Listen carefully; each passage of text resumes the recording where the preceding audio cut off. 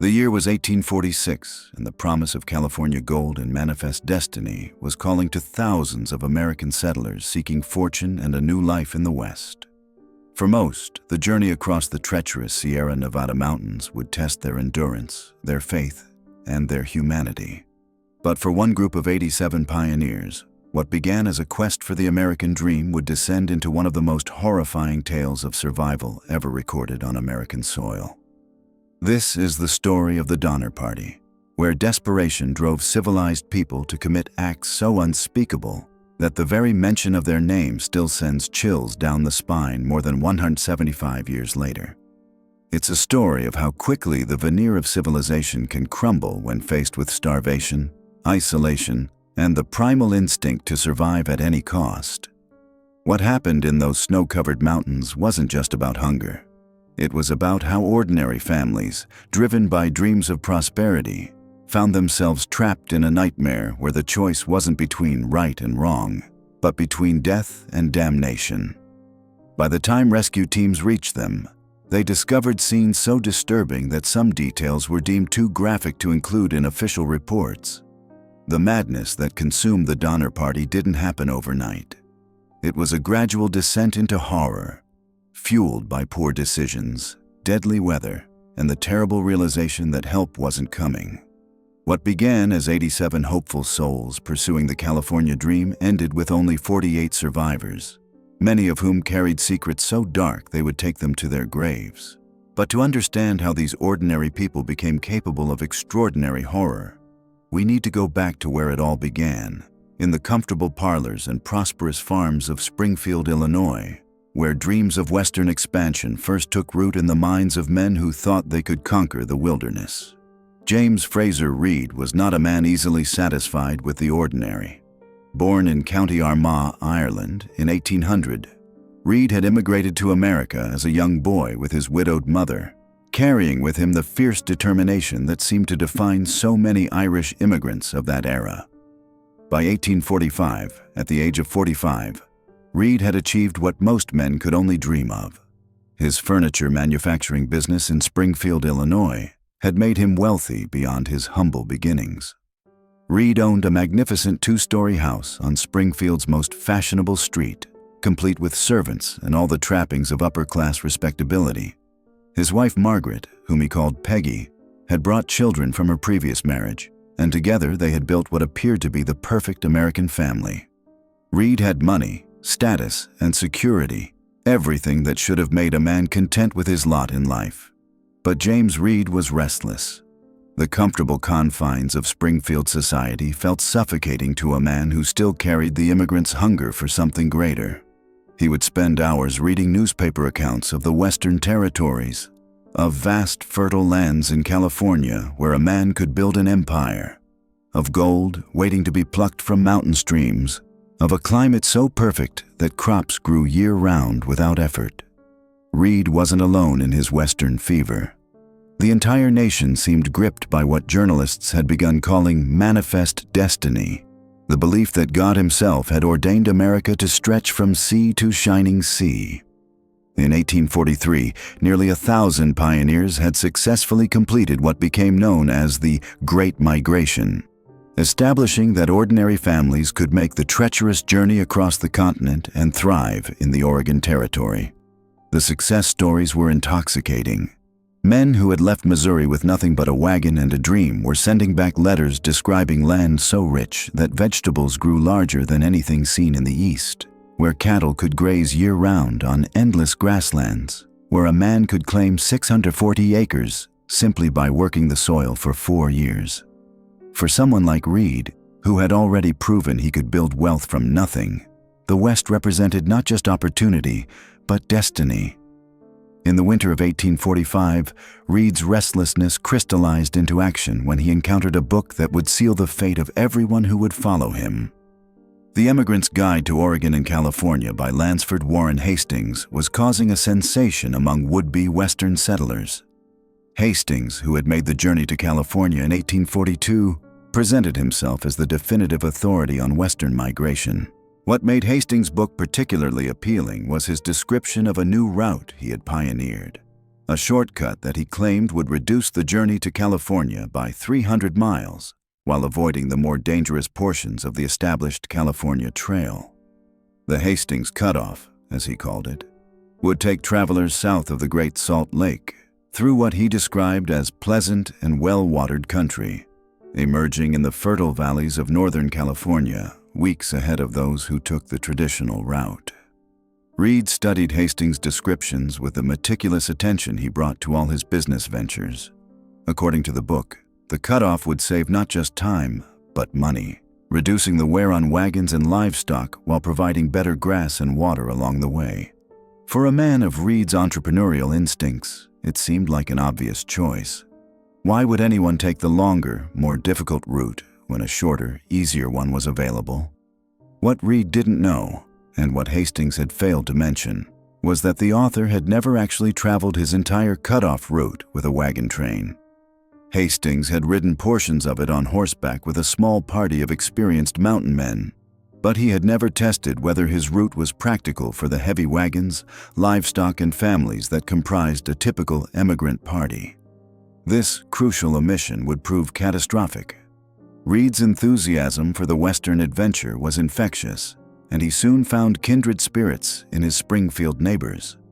George Donner, a 62-year-old farmer from North Carolina who had settled in Springfield in the 1830s, had built a prosperous life but felt the same restless pull toward California.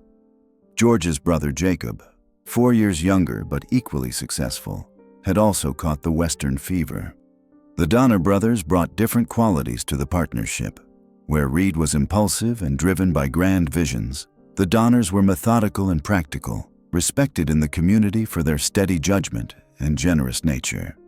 George Donner had already moved his family twice in search of better opportunities, first from North Carolina to Kentucky, then from Kentucky to Illinois. He understood the challenges of uprooting a family, but he also understood the rewards of bold action.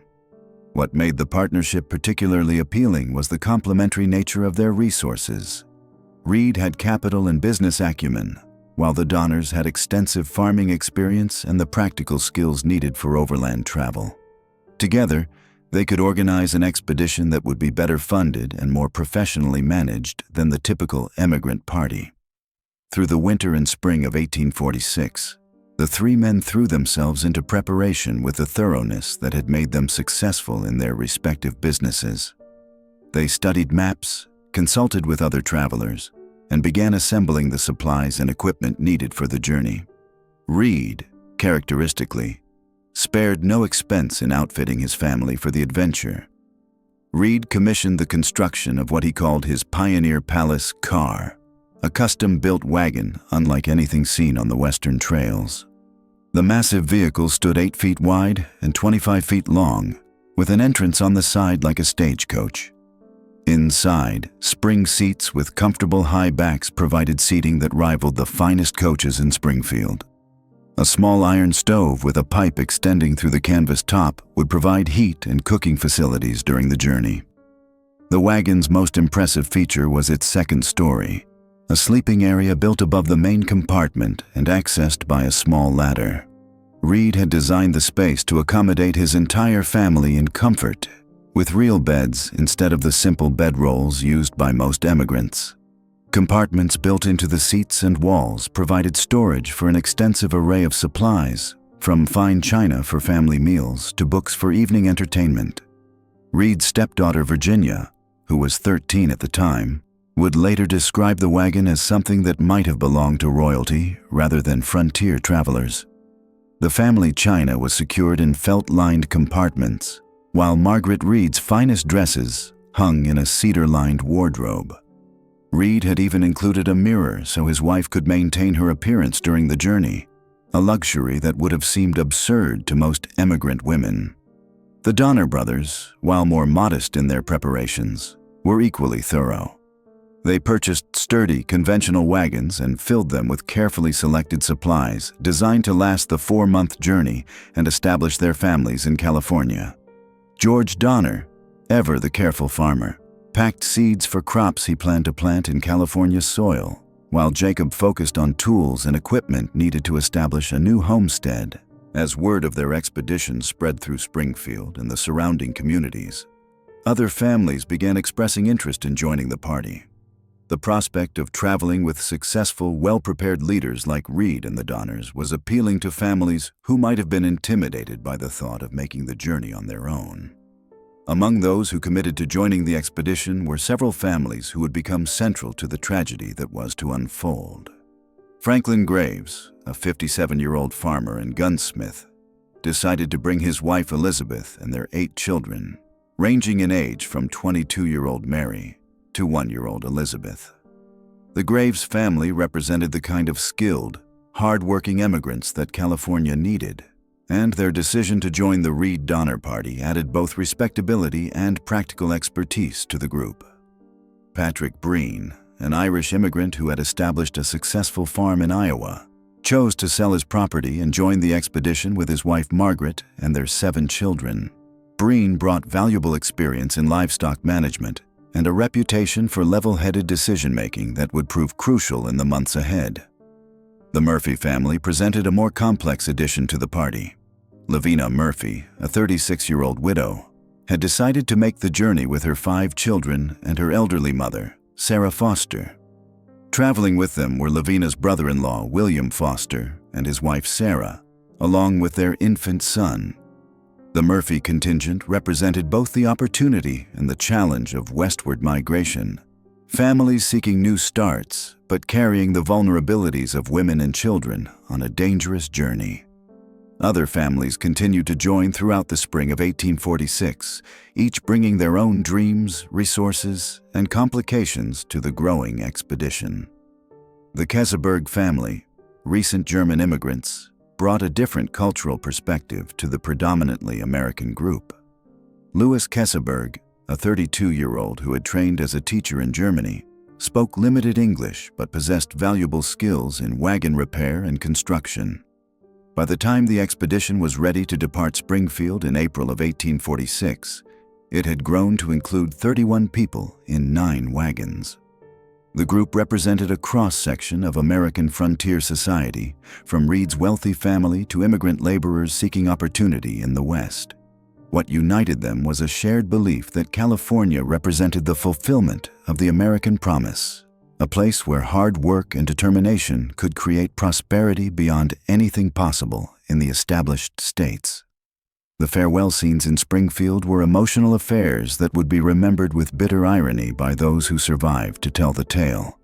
Neighbors gathered to wish the families well, children said goodbye to playmates they would never see again, and wives embraced sisters and mothers they would never hold again. The local newspaper wrote glowingly of the expedition, praising the courage and enterprise of families willing to risk everything for the promise of a better life.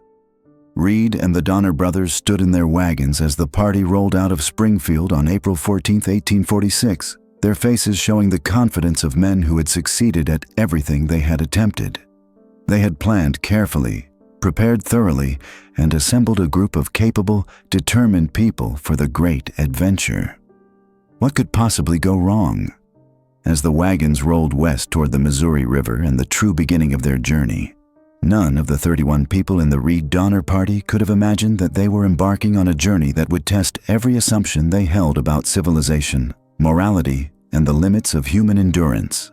They were about to discover that the American frontier was far more savage than their comfortable lives in Springfield had prepared them to face. The spring of 1846 was unusually beautiful in Missouri, with mild temperatures and abundant grass providing perfect conditions for the beginning of their westward journey. As they rolled through the familiar countryside of Illinois and Iowa, the members of what was not yet known as the Donner Party enjoyed what would later seem like a golden time of innocence and optimism. The routine of trail life quickly established itself with the comfortable predictability that characterized all successful wagon trains. The day began before dawn with the sound of men yoking oxen and women rekindling cooking fires to prepare breakfast would echo across the prairie, and the long line of white-topped wagons would begin another day's march toward the distant mountains. During these early weeks, the journey felt more like an extended camping trip than the life-or-death struggle it would become. Children ran alongside the wagons, gathering wildflowers and chasing prairie dogs, while adults marveled at the endless expanse of grassland stretching to every horizon. Evening camps were social affairs where families shared meals and stories. Young people courted under the watchful eyes of parents, and the older men smoked pipes and discussed the prospects waiting in California. Reed's Pioneer Palace car was both a wonder and a source of growing tension within the party. While everyone admired its ingenuity and comfort, the massive wagon required extra oxen to pull it and slowed the entire train's progress over difficult terrain. Other families, traveling in conventional wagons with only the most essential supplies, began to resent what they saw as Reed's ostentation and impracticality. The social dynamics of the trail were complex and often fraught with the kind of petty jealousies and personality conflicts that can destroy any group under stress.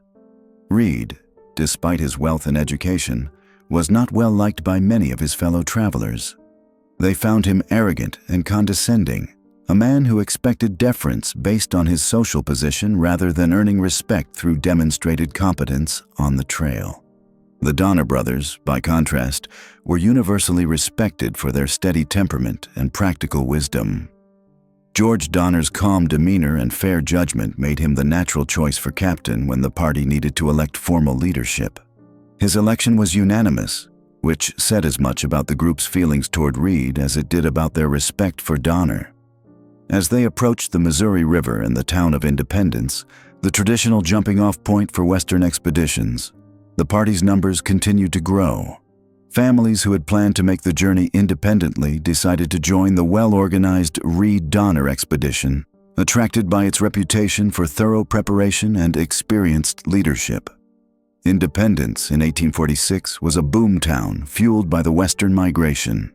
The streets teemed with emigrants making final preparations for their journeys, merchants selling supplies at inflated prices, and professional guides offering their services to parties willing to pay for experienced leadership. The air rang with the sounds of hammers on anvils as blacksmiths repaired wagons and shod oxen, while the constant bellowing of livestock created a din that could be heard for miles. It was in Independence that the Reed-Donner party made the fateful decision that would seal their doom. Among the professional guides offering their services was a man named Lansford Hastings himself, the author of the emigrant guide that had originally inspired their journey. Hastings was preparing to lead a party west using his famous cutoff, and he invited the Reed-Donner group to join his expedition. The opportunity seemed providential. Here was the very man who had designed the route they planned to follow, offering to guide them personally across the terrain he knew better than anyone else.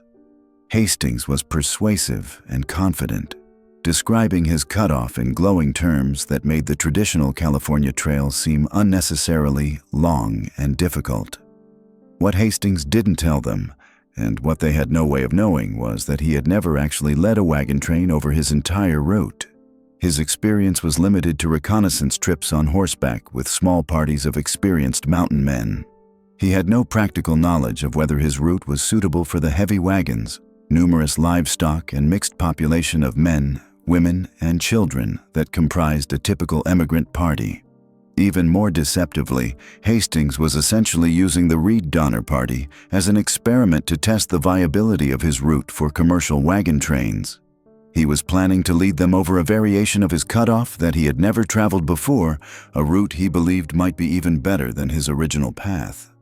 The Reed-Donner party was unknowingly volunteering to be guinea pigs for an untested trail that existed only in Hastings' imagination. The decision to follow Hastings seemed logical based on the information available to them. They had his published guide, which described the route in detail and promised significant advantages over the traditional trail. They had the man himself offering to guide them personally, which seemed to guarantee success. And they had the testimony of other emigrants who spoke glowingly of California's opportunities for those bold enough to seize them. On May 12, 1846, the Reed-Donner party, now grown to 32 people in 8 wagons, joined Hastings' larger expedition and departed Independence for California. They were part of a wagon train that eventually numbered over 300 people, making it one of the largest single emigrant parties to attempt the western crossing that year. The first weeks of the journey were everything Hastings had promised. The trail was well marked and relatively easy. The weather was favorable, and the grass was abundant for their livestock. They made good time across the plains of Kansas and Nebraska, covering 15 to 20 miles per day and reaching the Platte River ahead of schedule. The routine of trail life during this period was almost idyllic.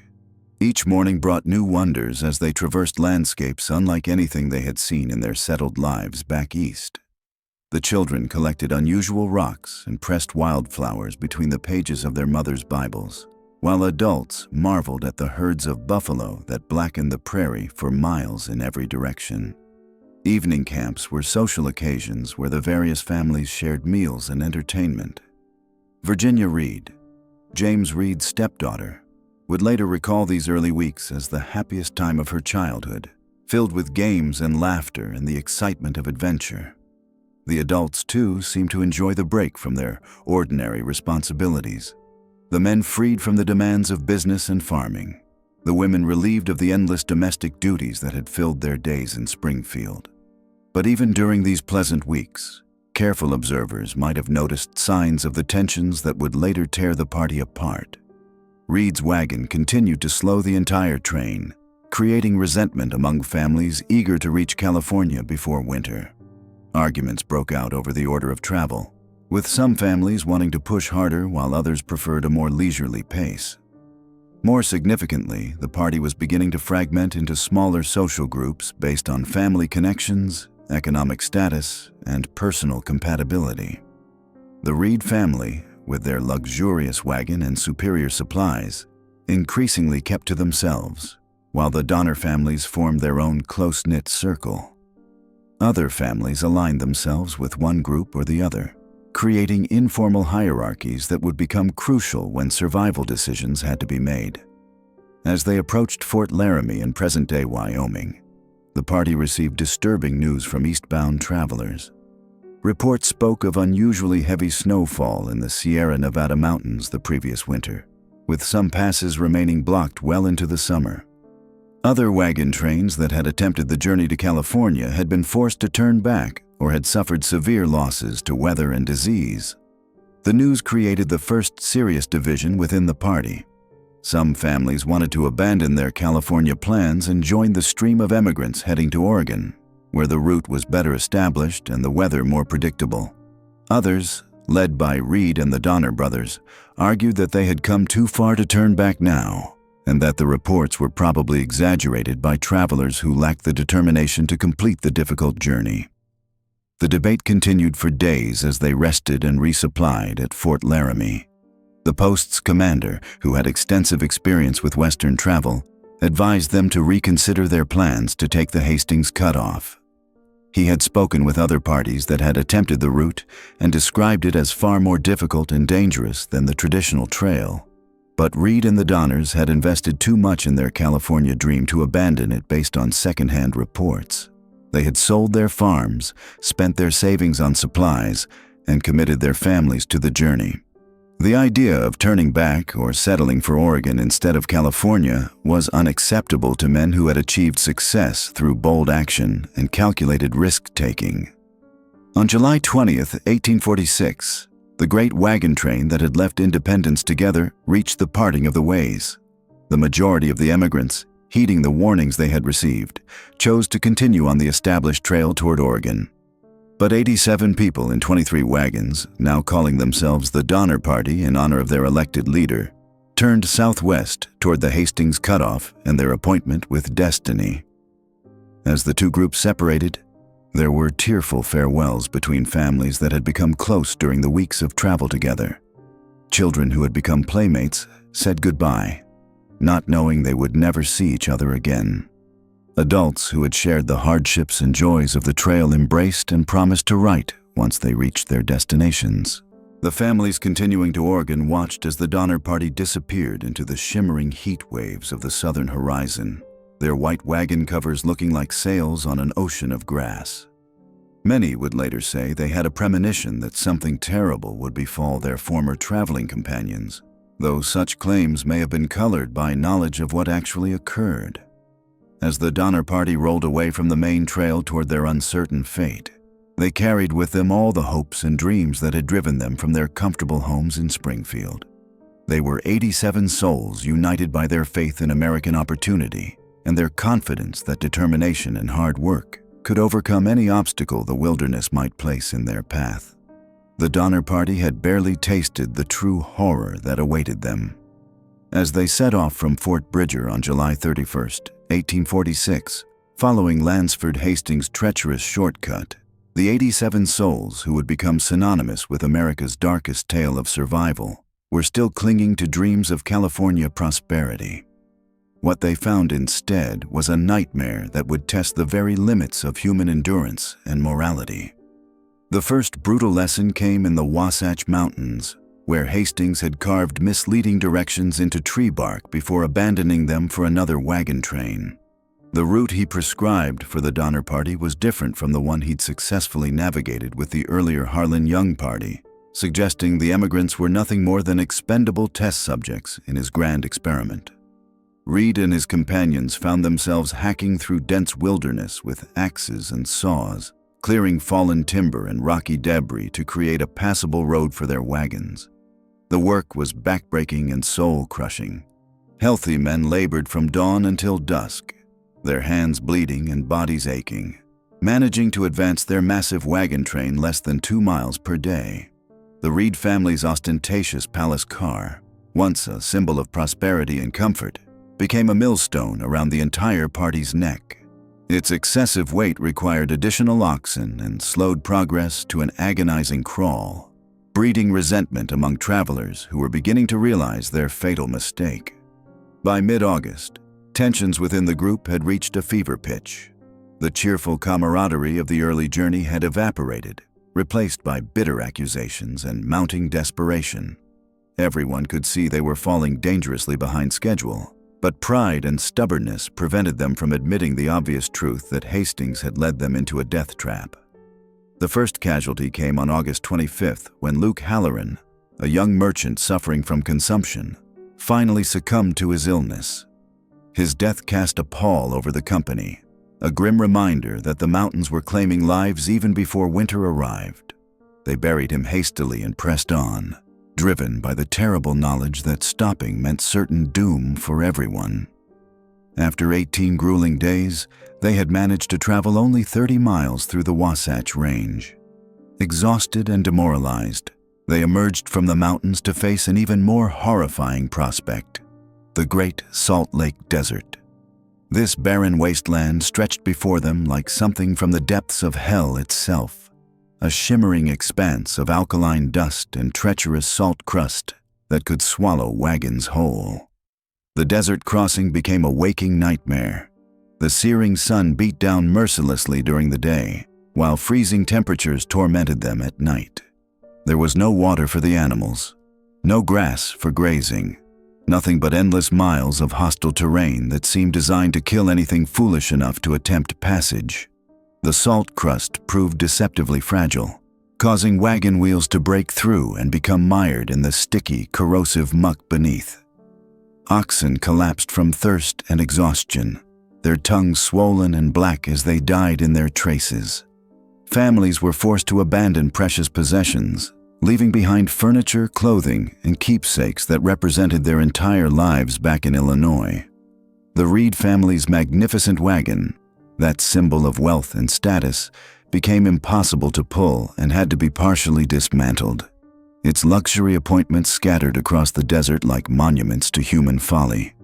When they finally reached the Humboldt River on September 26th, completing their passage through Hastings' shortcut, the devastating toll was evident. They had lost dozens of animals, abandoned multiple wagons, and were now a full month behind schedule. Most critically, they had squandered their narrow window for crossing the Sierra Nevada before the deadly winter snows arrived. The party that emerged from the desert bore little resemblance to the optimistic emigrants who had departed Fort Bridger. These were hollow-eyed, desperate people who had stared death in the face and barely survived. The bonds of civilization that had held them together were fraying, replaced by a savage focus on individual survival that would soon tear the group apart entirely. But their ordeal in the desert was merely a prelude to the true horror that awaited them. As they rejoined the California Trail and began their race against winter, the Donner Party was already doomed. They had burned through their supplies, exhausted their animals, and most importantly, they had lost something far more precious than wagons or livestock. They had lost their humanity, though they didn't realize it yet. The transformation would be gradual but inexorable, as civilized people were reduced to their most primitive instincts by hunger, cold, and desperation. The merchants and farmers who had left Springfield with dreams of prosperity would soon face choices that would haunt the survivors for the rest of their lives. In the Sierra Nevada, they would discover that the line between civilization and savagery was far thinner than they had ever imagined. October brought with it a series of violent confrontations that shattered what remained of group unity. On the 5th, James Reed's simmering conflict with Teamster John Snyder exploded into deadly violence. The exact details remain disputed, with witnesses providing conflicting accounts of who initiated the fight and why. What cannot be disputed is the outcome. Reed's knife found Snyder's heart, and within minutes the Teamster lay dead in the dust. The killing sent shockwaves through the already fractured party. Some called for Reed's immediate execution, arguing that murder could not be tolerated even under their desperate circumstances. Others pointed to Reed's previous service as a leader and his family's dependence on the group's protection. After heated debate, they reached a compromise that satisfied no one. Reed would be banished from the party, forced to continue alone on horseback while his wife and children remained with the wagons. Reed's exile marked the point of no return for group cohesion. Without their de facto leader, the emigrants splintered into smaller factions, each family looking out for their own interests above all else. The veneer of Christian charity and mutual support that had characterized their early journey was stripped away, revealing the ugly reality of people reduced to their most basic survival instincts. 3 days after Reed's banishment, this new callousness manifested in shocking fashion. Louis Kesselberg, the German immigrant whose arrogance had already made him unpopular, decided that his traveling companion Hardcoop had become a liability. The elderly Belgian man could no longer keep pace with the wagons and was slowing down Kesselberg's family. Without ceremony or apparent guilt, Kesselberg ordered Hardcoop out of his wagon, telling him he would have to walk or die. The other emigrants watched this cruel abandonment with a mixture of horror and resignation. Several families had room in their wagons, but no one stepped forward to help the old man. They told themselves it was a matter of survival, that they couldn't risk their own families for a stranger who was probably going to die anyway. Hardcoop fell behind the train that evening and was never seen again, his fate sealed by the group's collective moral cowardice. Death stalked them with increasing frequency as October wore on. William Pike of the Murphy family died when a gun accidentally discharged while being unloaded from a wagon, the ball passing through his back and killing him instantly. Just days later, another immigrant named Wolfinger was found shot to death, allegedly killed by Paiute raiders who had been harassing the train and stealing livestock. However, dark rumors circulated that Wolfinger's 2 German traveling companions had murdered him for his money, though nothing was ever proven. 4 deaths in less than a month, and they hadn't even reached the truly dangerous part of their journey. The Sierra Nevada loomed ahead, its peaks already dusted with snow that would soon become their prison walls. The emigrants pressed forward with the desperate energy of people who knew they were racing against time itself. Their one ray of hope came in the form of Charles Stanton, who had ridden ahead to Sutter's Fort seeking assistance. He returned like an angel of mercy, leading a pack train loaded with precious supplies and accompanied by 2 Miwok guides named Luis and Salvador. The food bought them time, but everyone could see it wouldn't be enough to last through a mountain winter. As they climbed into the Sierra Nevada, the first snowflakes began to fall. It was still October, weeks before the heavy snows typically arrived, but the Donner Party's luck had long since run out. What started as a light dusting quickly became a steady fall, then a full blizzard that transformed the landscape into an impenetrable white maze. On October 31st, Halloween night, they reached Truckee Lake and found their worst fears realized. The pass ahead was completely blocked by snow, an impassable wall of white that might as well have been a mountain of solid granite.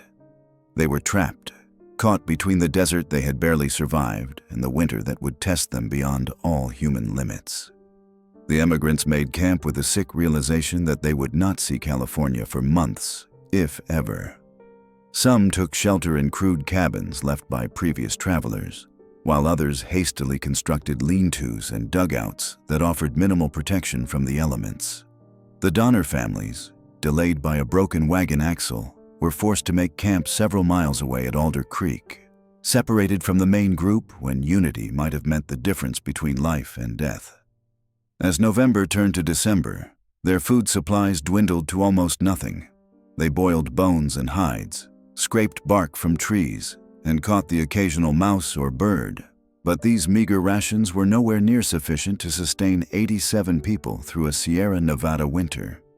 The strongest among them began to weaken visibly, while the elderly and infirm started the slow slide toward death. William Eddy briefly became a hero when he managed to kill a bear, providing the camp with fresh meat for the first time in weeks. But even this windfall was quickly consumed, leaving them no better off than before. By mid-December, it was clear that desperate measures were required if anyone was going to survive until spring. The plan that emerged was as desperate as it was dangerous. 17 of the strongest individuals would attempt to cross the mountains on foot, using improvised snowshoes made from ox bows and rawhide. They called themselves the Snowshoe Party, though history would remember them by a more fitting name, the Forlorn Hope. These volunteers knew they were embarking on what was likely a suicide mission. None had experience with winter mountain travel. They lacked proper equipment, and their bodies were already weakened by months of poor nutrition. But the alternative was certain death for everyone, so they prepared to sacrifice themselves for the slim chance of bringing rescue to those left behind. On December 16th, the Forlorn Hope set out into the howling wilderness, carrying virtually no food and sustained only by hope and determination. They would soon discover that survival required sacrifices that no civilized person should ever have to make, crossing lines that would haunt them for the rest of their lives. The transformation of the Donner Party from hopeful emigrants to desperate cannibals was nearly complete. As winter tightened its merciless grip around the trapped emigrants at Truckee Lake, the true horror of their situation began to reveal itself in ways that would have been unimaginable just months earlier when they had set out with such hope and determination from Springfield. The Snowshoe Party's desperate gamble had succeeded in part, bringing word of their plight to the outside world.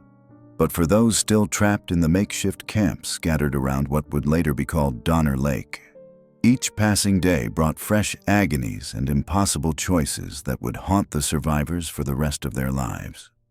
The first relief expedition, led by Aquila Glover and consisting of 7 men, had managed to reach the lake camp on February 18th, but what they found there defied their worst expectations. The rescuers, hardened frontiersmen who had seen their share of wilderness suffering, were reduced to tears and nausea by the scenes that greeted them. Bodies lay partially buried in the snow around the crude shelters, some showing clear evidence of having been butchered for meat. The living survivors, gaunt and hollow-eyed, moved like specters through their frozen hell, many too weak to even acknowledge the arrival of their would-be saviors. Virginia Reed, James Reed's stepdaughter, who had once described their luxurious family wagon with such pride, now emerged from a shelter built of logs, canvas, and desperation. The 13-year-old girl who had begun this journey as part of a prosperous family adventure now weighed less than 70 pounds, her eyes sunken deep into her skull and her hair falling out in clumps from malnutrition. When she saw the rescuers, she could barely speak above a whisper, her voice cracked and weak from months of crying and cold. The relief party had brought what supplies they could carry on their backs through the treacherous mountain passes, but it was woefully inadequate for the number of survivors they found. They faced an agonizing decision that would plague rescue operations throughout the ordeal. They could only take the strongest survivors, those most likely to survive the grueling journey back over the mountains to safety. The weakest would have to wait for subsequent relief parties, assuming those parties could make it through the increasingly dangerous conditions. Margaret Reed, James Reed's wife, faced perhaps the most heartbreaking choice of all. The rescuers told her she could come with them, but she would have to leave behind 2 of her children who were too weak to make the journey. The very thought of abandoning any of her children was unbearable, yet staying meant risking all their lives if no further rescue came. In the end, she made the decision that would torment her for years to come, while leaving behind her youngest, Tommy, and her daughter, Patty, in the care of the Breens, trusting that another relief party would come for them soon. The separation scenes were beyond description. Children clung to parents they might never see again. Husbands kissed wives goodbye, knowing that death might claim them before they could reunite. The Breen family, who had managed their resources slightly better than some others and still had a few able-bodied adults, took in several orphan children, but even their generosity was stretched to the breaking point. Patrick Breen, the Irish immigrant who had become something of a leader among the survivors, continued to write in his diary, documenting the daily struggle between life and death with a matter-of-fact tone that somehow made the horrors even more chilling. As the first relief party began their treacherous journey back toward civilization with 23 survivors, those left behind settled in to wait and hope. But hope was becoming an increasingly scarce commodity in the death camps of the Sierra Nevada. The food left by the rescuers was consumed within days, and once again the survivors faced the terrible choice between death and an act so fundamentally repugnant to their moral upbringing that many preferred to die rather than cross that line. It was during this period of waiting that some of the most disturbing events of the entire Donner Party ordeal took place. Tamsin Donner, the wife of George Donner and a woman of remarkable education and refinement, found herself caring for her dying husband while trying to keep her 3 young daughters alive. George Donner's hand, infected from a wound sustained while repairing their wagon months earlier, had become gangrenous. The infection was slowly killing him, but in his delirium he sometimes became violent, requiring his frail wife to restrain him while caring for their children, who were themselves weakening daily from hunger. At the Alder Creek camp where the Donner families had been trapped, the situation had deteriorated beyond anything the lake camp had experienced. Jacob Donner had died in December, and his wife Elizabeth had passed away in January, leaving their children orphaned in the wilderness. George Donner lingered on, his infected hand now so putrid that the smell could be detected from yards away. Yet Tamsin refused to abandon him despite the pleas of others to save herself and her children. Louis Kesselberg, the German immigrant who had been one of the most controversial members of the party even before the disaster, now found himself alone in one of the lake camp shelters. His wife and children had been taken out with the first relief party, but Kesselberg himself had been left behind due to an injured foot that made travel impossible. What happened during those weeks when Kesselberg was alone with the dead and dying would become the subject of speculation and horror that would follow him for the rest of his life. The second relief party, led by James Reed himself, who had survived his banishment and made it to California, reached the camps in early March. Reed had moved heaven and earth to organize this rescue mission, driven by desperation to save his family and haunted by guilt over the role his advocacy of the Hastings cutoff had played in the disaster. When he finally reached the lake and was reunited with his wife and 2 of his children, the normally stoic businessman broke down completely, sobbing as he held his emaciated family. But Reed's joy was tempered by the horrific discoveries his party made as they explored the camps. In addition to the obvious signs of cannibalism, they found evidence of something even more disturbing. Some of the bodies showed signs of having been killed rather than having died naturally.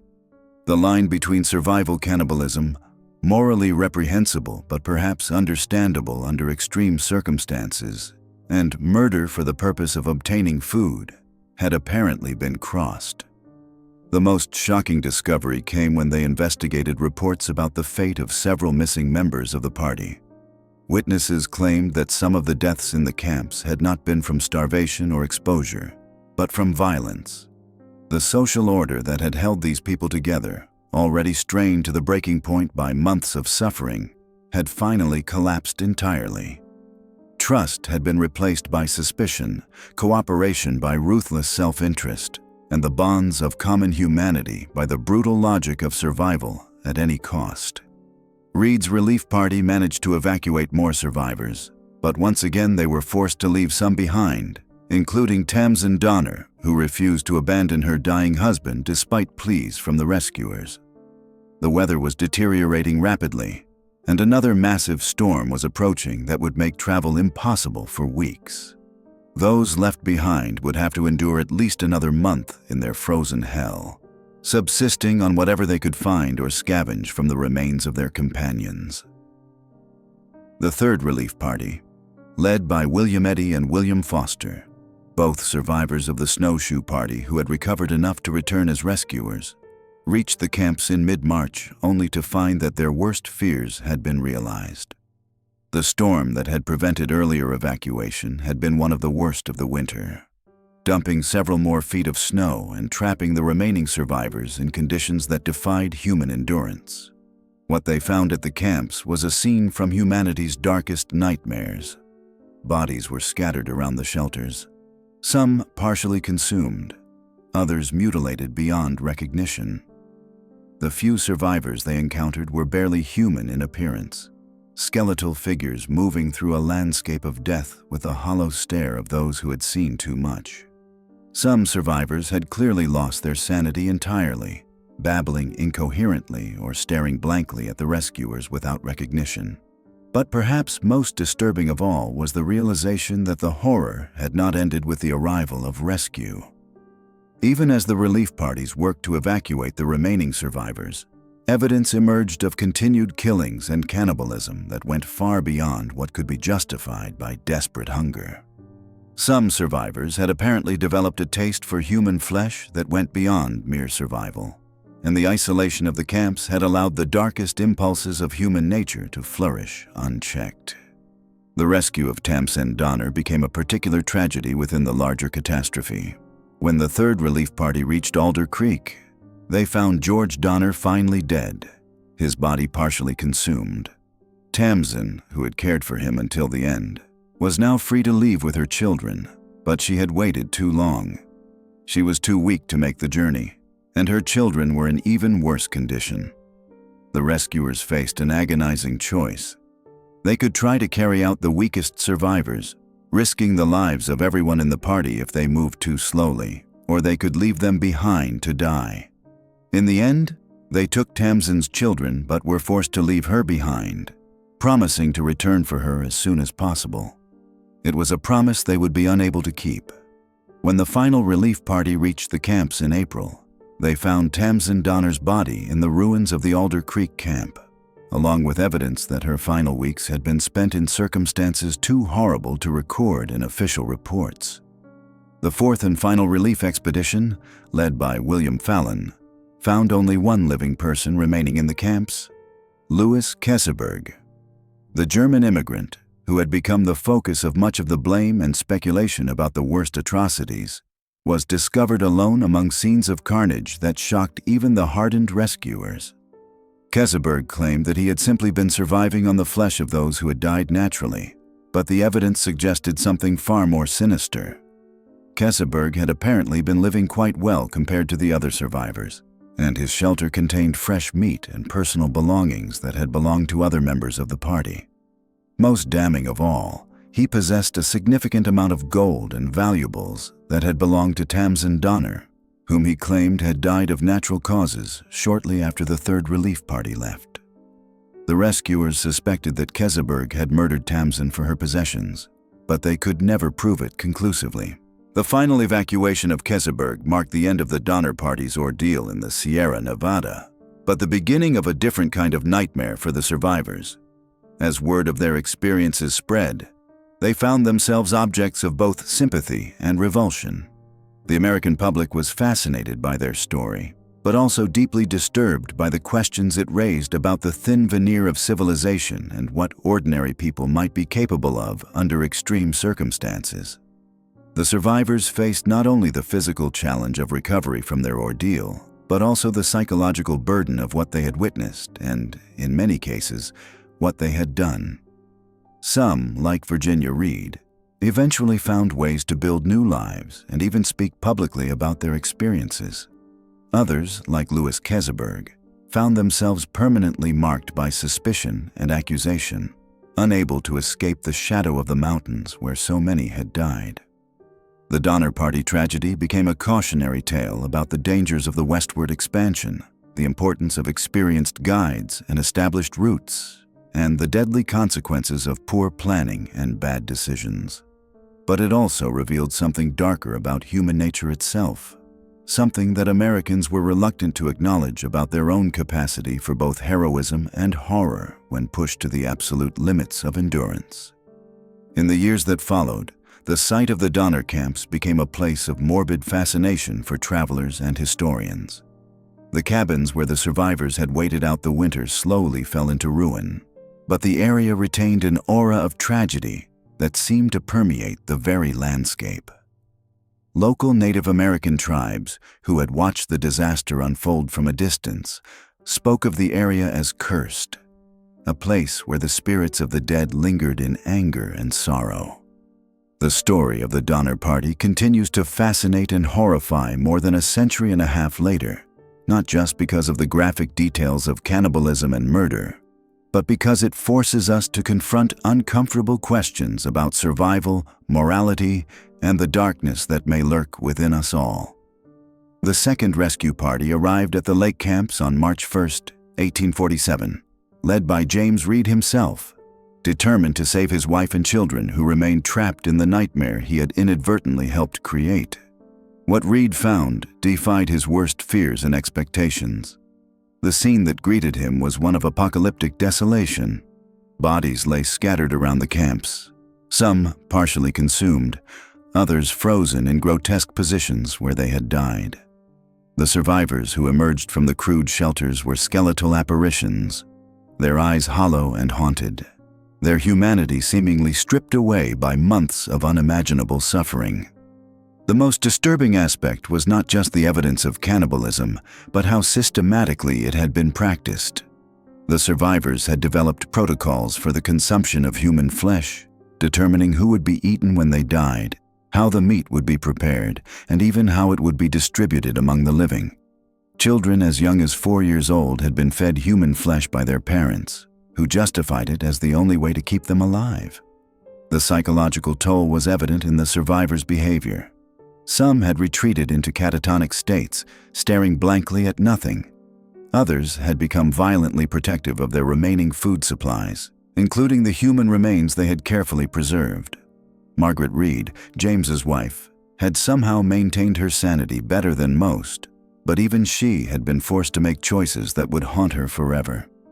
She had watched her friends and neighbors die one by one, had participated in the grim ritual of butchering their bodies, and had fed pieces of people she had once shared meals with to her own children. The children themselves presented perhaps the most heartbreaking sight. Those who survived had aged decades in months, their innocence replaced by a hollow understanding of what they had been forced to do to survive. Reed's rescue party could only take a limited number of people, prioritizing the weakest and most vulnerable. The selection process itself became another source of trauma, as families were torn apart and those left behind faced the very real possibility that they would die before another rescue party could reach them. The journey out of the mountains was treacherous, with several of the rescued survivors dying along the trail, their bodies finally giving out after enduring months of starvation and exposure. The third rescue party, led by William Eddy and William Foster, arrived in mid-March to find conditions had deteriorated even further. The remaining survivors had been reduced to the most desperate measures imaginable. They had begun digging up bodies that had been buried earlier in the winter, bodies that had been preserved by the cold and were now seen as precious resources. The camp had become a charnel house where the living coexisted with the dead in ways that defied human comprehension. Most shocking was the discovery that some survivors had begun to prefer human flesh to other available food. When the rescue party offered them dried beef and other provisions, several survivors initially refused, claiming they had lost their taste for anything else. The psychological transformation was complete. These people had not just eaten human flesh out of necessity, They had developed a dependency on it that went beyond mere survival. The final rescue party found Louis Kieseberg alone at the lake camp, surrounded by the dismembered remains of multiple people. Kieseberg had clearly been living off human flesh for weeks, even though other food sources were available. He had allegedly murdered Tamsin Donner, the wife of George Donner, not for food, but for the money and valuables she possessed. When confronted, Kieseberg showed no remorse, instead describing in detail how he had prepared and consumed various parts of his victims' bodies. The rescue parties themselves were traumatized by what they witnessed. Several of the rescuers wrote in their journals about nightmares that plagued them for years afterward, about the haunting image of children gnawing on human bones, about the casual way the survivors discussed who they planned to eat next if someone died. The rescuers had expected to find desperate people who had been forced into cannibalism as a last resort. Instead, they found individuals who had been fundamentally changed by their experiences, who had crossed lines that could never be uncrossed. The psychological impact extended far beyond the immediate survivors. The rescue parties carried stories back to California that spread throughout the territory and eventually across the nation. Newspapers initially reported the story with appropriate horror and sympathy for the survivors, but as more disturbing details emerged, public opinion began to shift. Questions arose about whether the survivors had truly done everything possible to avoid cannibalism, whether some had resorted to murder to obtain food, and whether they deserved sympathy or condemnation. The survivors themselves struggled with crushing guilt and trauma that would define the rest of their lives. Many found it impossible to return to normal society, haunted by memories of what they had done and what they had been forced to witness. Children who had been fed human flesh by their parents grew up with the knowledge that they had participated in acts that violated the most fundamental human taboos. Marriages were destroyed as spouses struggled to cope with what their partners had done to survive. Virginia Reed, who was 13 when the ordeal began, would later write about the experience with a haunting clarity that revealed the depth of the psychological scarring. She described how the taste of human flesh never truly left her memory, how she would sometimes wake up in the middle of the night decades later, still able to recall the texture and flavor of the meat that had kept her alive. She wrote about the guilt of surviving when others had died, about the knowledge that her survival had come at the cost of consuming people she had known and cared about. The Donner Party tragedy became a cautionary tale about the dangers of westward expansion and the importance of proper preparation and experienced guides. But it also revealed something darker about human nature and the thin line between civilization and savagery. The survivors had not just eaten human flesh, they had organized it, systematized it, and in some cases, embraced it. They had shown that under extreme circumstances, people could adapt to almost anything, even acts that would have been unthinkable under normal conditions. The story of the Donner Party continues to fascinate and horrify people more than 175 years later, because it forces us to confront uncomfortable questions about human nature and survival. It challenges our assumptions about morality and civilization, showing how quickly social norms can collapse when faced with the ultimate test of survival. The tragedy serves as a reminder that the veneer of civilization is thinner than we like to believe, and that under extreme circumstances, ordinary people are capable of extraordinary acts of both heroism and horror. The survivors carried the weight of their experiences for the rest of their lives, never fully escaping the shadow of what they had done in those snow-covered mountains. The descent into madness was not immediate, but rather a gradual erosion of humanity that began long before the first snow fell on Truckee Lake. What we witnessed in those Sierra Nevada mountains was not merely survival against the elements, but the complete breakdown of moral order when civilization's thin veneer is stripped away by desperation, hunger, and the primal instinct to live at any cost. By December of 1846, the reality of their situation had crystallized with brutal clarity. The makeshift shelters at Truckee Lake, hastily constructed from the remnants of earlier travelers' abandoned cabins, had become a prison of snow and ice. The Alder Creek Camp, where the Donner families huddled in lean-tos and crude dugouts fared even worse. What began as orderly rationing of their meager supplies quickly devolved into a free-for-all scramble for sustenance. The psychological transformation of the trapped emigrants was as devastating as their physical deterioration. Virginia Reed Murphy, then just 13 years old, would later write that the adults began speaking in hushed tones, their conversations stopping abruptly when children approached. The normal patterns of camp life, the evening gatherings around fires, the shared meals, the communal decision-making, all of it collapsed as families retreated into themselves, hoarding whatever scraps they could find. The first to break under the psychological strain was Bayless Williams, a hired hand for the Reed family who had already been weakened by the arduous journey. His death on December 15th marked more than just the first casualty of winter. It represented the moment when death became a constant presence in the camps. What followed revealed the depths to which human beings could sink when faced with extinction. The survivors began to view the dead not as former companions deserving of dignity and burial, but as resources. The transformation was gradual and methodical. First came the consumption of the oxen that had died in the early storms. Then the leather from their equipment, boiled into a gelatinous soup that provided minimal nutrition but gave the illusion of substance. Boot soles, harnesses, anything made from animal hide found its way into cooking pots. But even these desperate measures proved insufficient.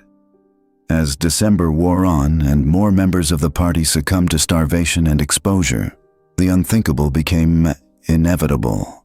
The first documented instance of cannibalism in the camps occurred following the death of Jacob Donner, the younger of the two Donner brothers, who died in mid-December. According to testimonies given years later, his wife Elizabeth initially refused to allow the consumption of her husband's remains, but as her own children began to weaken from hunger, maternal instinct overrode moral prohibition. The accounts of what transpired in those camps are fragmentary and often contradictory, as survivors were understandably reluctant to provide detailed descriptions of their actions.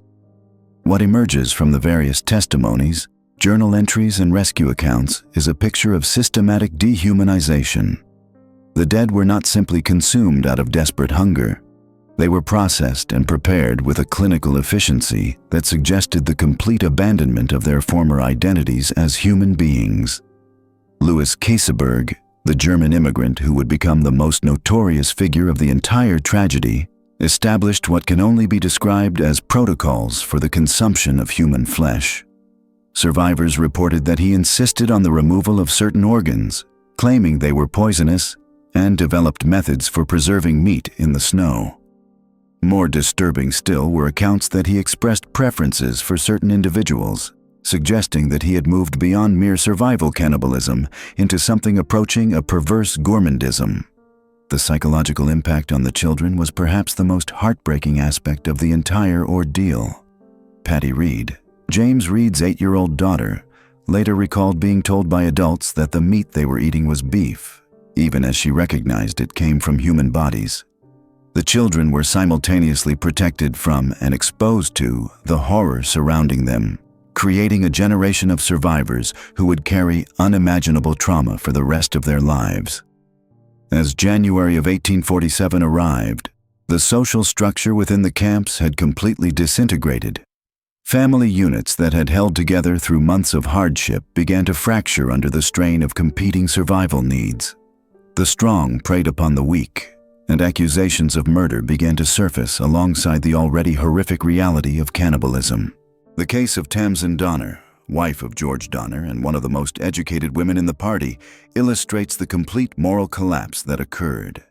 Despite multiple opportunities to leave with rescue parties, she remained with her dying husband, nursing him through his final weeks.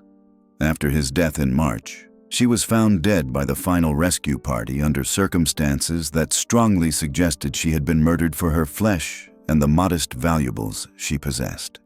Perhaps most disturbing of all was the discovery that some members of the party had not simply resorted to cannibalism as a last resort, but had begun to depend upon it even when other food sources were available. When the first rescue party arrived in February, They brought sufficient supplies to sustain the survivors until additional help could arrive. Yet evidence suggests that some individuals continued to consume human remains, having developed what can only be described as an addiction to the practice. The rescue parties themselves were traumatized by what they encountered. James Reed, who had returned with the second relief expedition to save his own family, wrote in his journal that the scenes at both camps defied description and challenged his faith in human nature. Rescuers reported finding partially consumed bodies arranged in ways that suggested ritualistic behavior, though the survivors claimed no memory of such arrangements. The psychological damage extended far beyond the immediate survivors.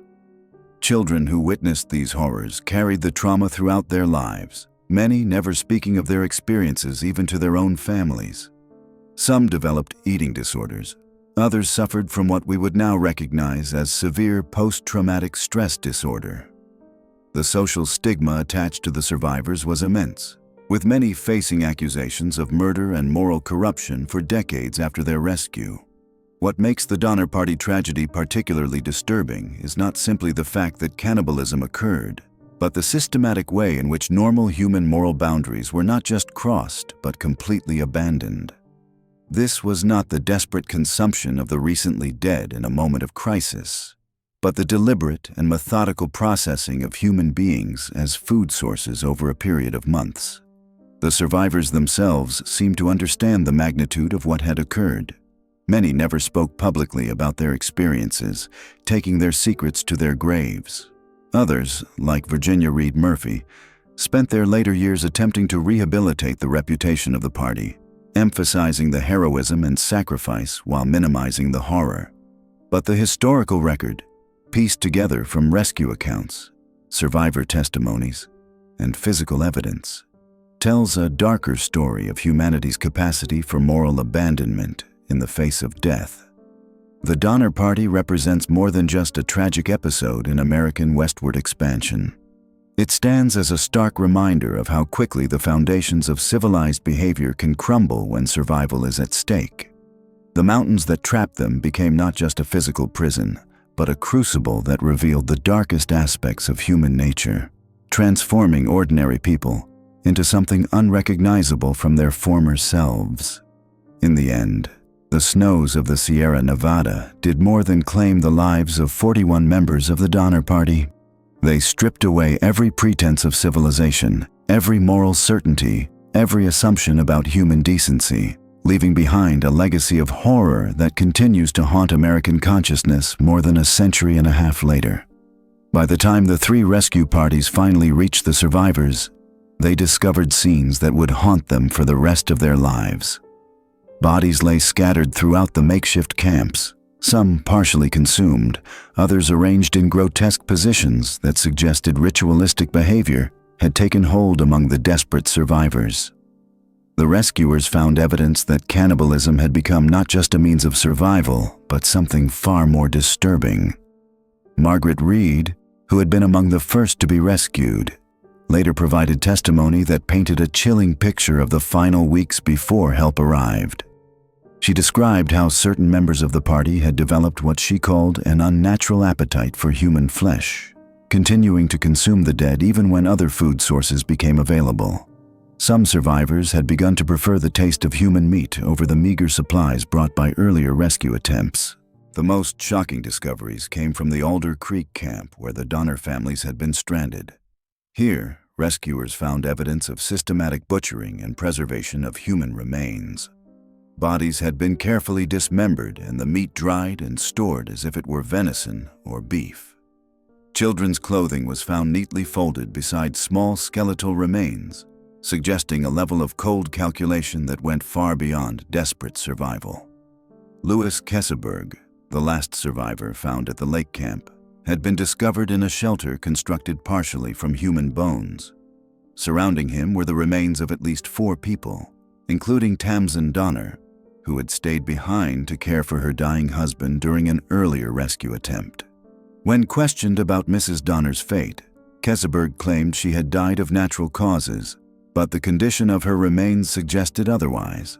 The rescue party leader, William Fallon, later wrote in his journal that Keseberg appeared to have been living comfortably despite the harsh conditions.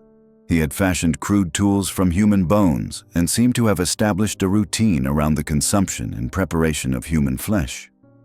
Most disturbing was Keseberg's demeanor when found.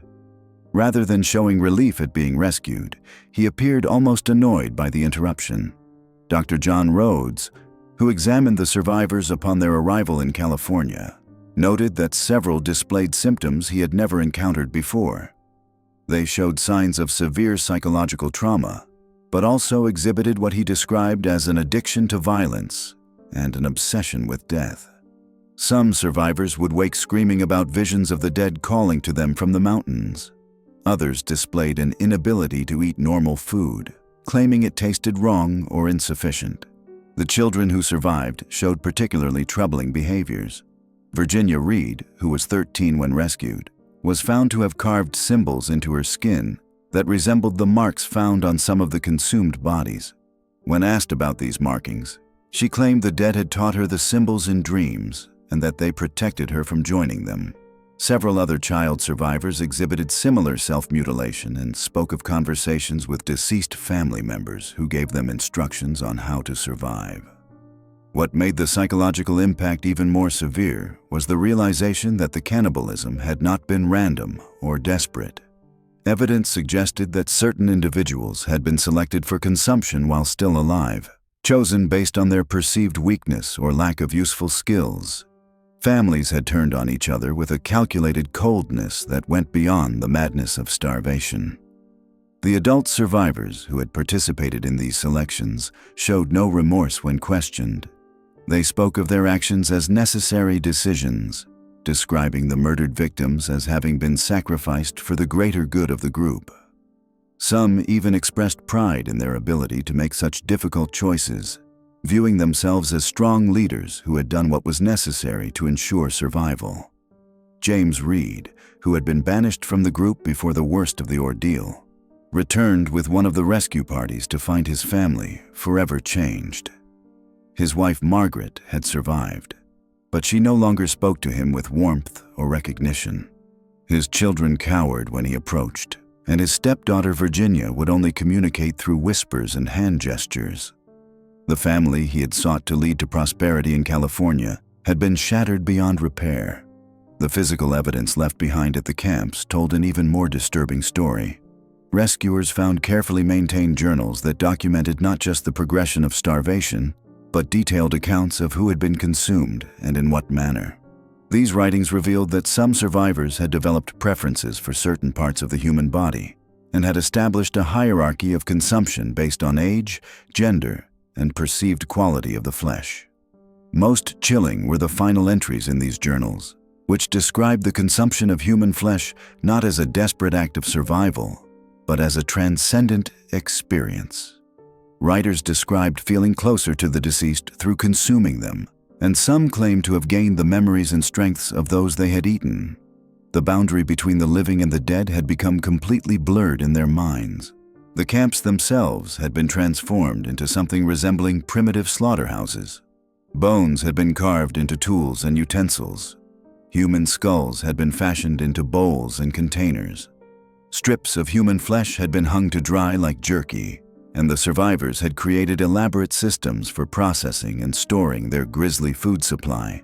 The level of organization and efficiency suggested that what had begun as desperate cannibalism had evolved into something approaching a sustainable system. When news of the true extent of the horrors reached California settlements, many refused to believe the accounts. The idea that American pioneers, representatives of civilization and progress, could descend to such depths of depravity was almost incomprehensible. Newspapers initially reported the story as one of tragic survival against impossible odds, emphasizing the heroism of the rescue parties and the resilience of the survivors. But as more details emerged from the testimonies of rescuers and the examination of the physical evidence, the narrative began to shift. The Donner Party had not simply survived through cannibalism, they had been transformed by it into something no longer recognizably human. The mountain winter had stripped away not just their supplies and shelter, but the very essence of their humanity. The surviving members of the party struggled to reintegrate into civilized society. Many were shunned by their communities, not just for what they had done, but for what they had become. They carried with them an aura of darkness that made others uncomfortable, as if their experiences had marked them as fundamentally different from other human beings. Some survivors never spoke of their ordeal, taking their secrets to the grave. Others became obsessed with recounting their experiences, seeming to relive the horrors with a disturbing enthusiasm.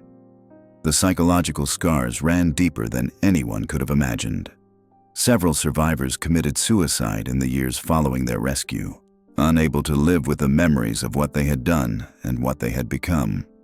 Others descended into madness, spending their final years in asylums where they would rant about the voices of the dead calling to them from the Sierra Nevada mountains. The Donner Party's ordeal revealed the terrifying fragility of human civilization and morality. In the space of a few months, a group of ordinary American families had been transformed into something monstrous, crossing lines that most people believed were uncrossable. Their story became a dark mirror reflecting the potential for evil that lurks within every human heart, waiting for the right circumstances to emerge. The mountains themselves seemed to have been permanently scarred by the events.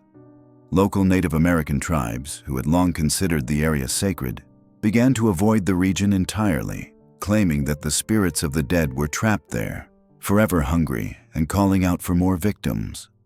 The very landscape had been poisoned by the depths of human depravity that had been reached within its boundaries. As the survivors scattered across California and beyond, they carried with them the seeds of their mountain madness. Some historians believe that the psychological damage inflicted during that terrible winter created a legacy of violence and dysfunction that affected not just the survivors themselves, but their children and grandchildren. The trauma had become hereditary, passed down through generations like a family curse. The Donner Party's story stands as one of the darkest chapters in American history, a reminder that civilization is far more fragile than we like to believe. When pushed to their absolute limits, these ordinary people discovered that the line between survival and monstrosity is thinner than anyone wants to admit. The aftermath of the failed rescue attempts revealed a scene more horrifying than even the most seasoned investigators could have anticipated. As the snow began to melt in the spring of 1847, revealing the full extent of what had transpired during those brutal winter months, it became clear that the Donner Party's descent into cannibalism was not merely about survival. It had become systematic, organized, and in some cases, calculated. The survivors who emerged from the mountains were forever changed, not just physically but psychologically. Many displayed what modern psychiatrists would recognize as severe trauma responses, but some exhibited more disturbing behaviors. Several survivors reported that certain members had developed an almost addictive craving for human flesh, continuing to seek it out even when other food became available. This wasn't simply about starvation anymore. Something fundamental had shifted in their minds during those months of horror. Louis Kesselberg, the last person rescued, presented the most chilling example of this transformation. When the final rescue party found him in April 1847, he was surrounded by human remains despite having adequate supplies of conventional food. Witnesses described him as having changed in ways that went beyond physical deterioration. His eyes held a different quality, they reported, as though something essential to his humanity had been consumed along with the flesh of his companions. The rescue teams documented evidence that suggested the cannibalism had evolved from desperate necessity into something more organized. Bodies had been systematically butchered, with certain parts preserved for later consumption. Tools had been fashioned specifically for the purpose of processing human remains. Most disturbing of all, there were indications that some victims may not have died from natural causes before being consumed. The psychological impact on the survivors manifested in various ways. Some, like Virginia Reed, who was just 13 when the ordeal began, managed to suppress the memories and lead relatively normal lives afterward. Others were not so fortunate. Several survivors reported recurring nightmares, an inability to eat meat of any kind, and what we would now recognize as severe post-traumatic stress disorder. But perhaps most troubling were those who seemed to have been fundamentally altered by their experiences. William Foster, who had murdered the two Miwok guides Luis and Salvador during the snowshoe party's desperate journey, never showed remorse for his actions. In fact, witnesses reported that he spoke of the killings with a disturbing matter-of-factness, as though murder had become as natural as any other survival technique. This casual acceptance of killing fellow human beings for food represented a moral boundary that, once crossed, seemed impossible to restore. The families who lost members to the Donner Party's ordeals struggled not just with grief, but with the knowledge of what had likely happened to their loved ones' remains. The uncertainty was perhaps worse than death itself. Had their family members died naturally from starvation and cold, or had they met a more violent end? The survivors' conflicting and often deliberately vague accounts made it impossible to know the truth about many of the deaths. As news of the Donner Party's fate spread across the nation, it sent shockwaves through American society. The idea that civilized people could descend so far into barbarism challenged fundamental beliefs about human nature and the strength of moral constraints. Newspapers struggled with how to report the story, often sanitizing the most graphic details while still conveying the horror of what had occurred.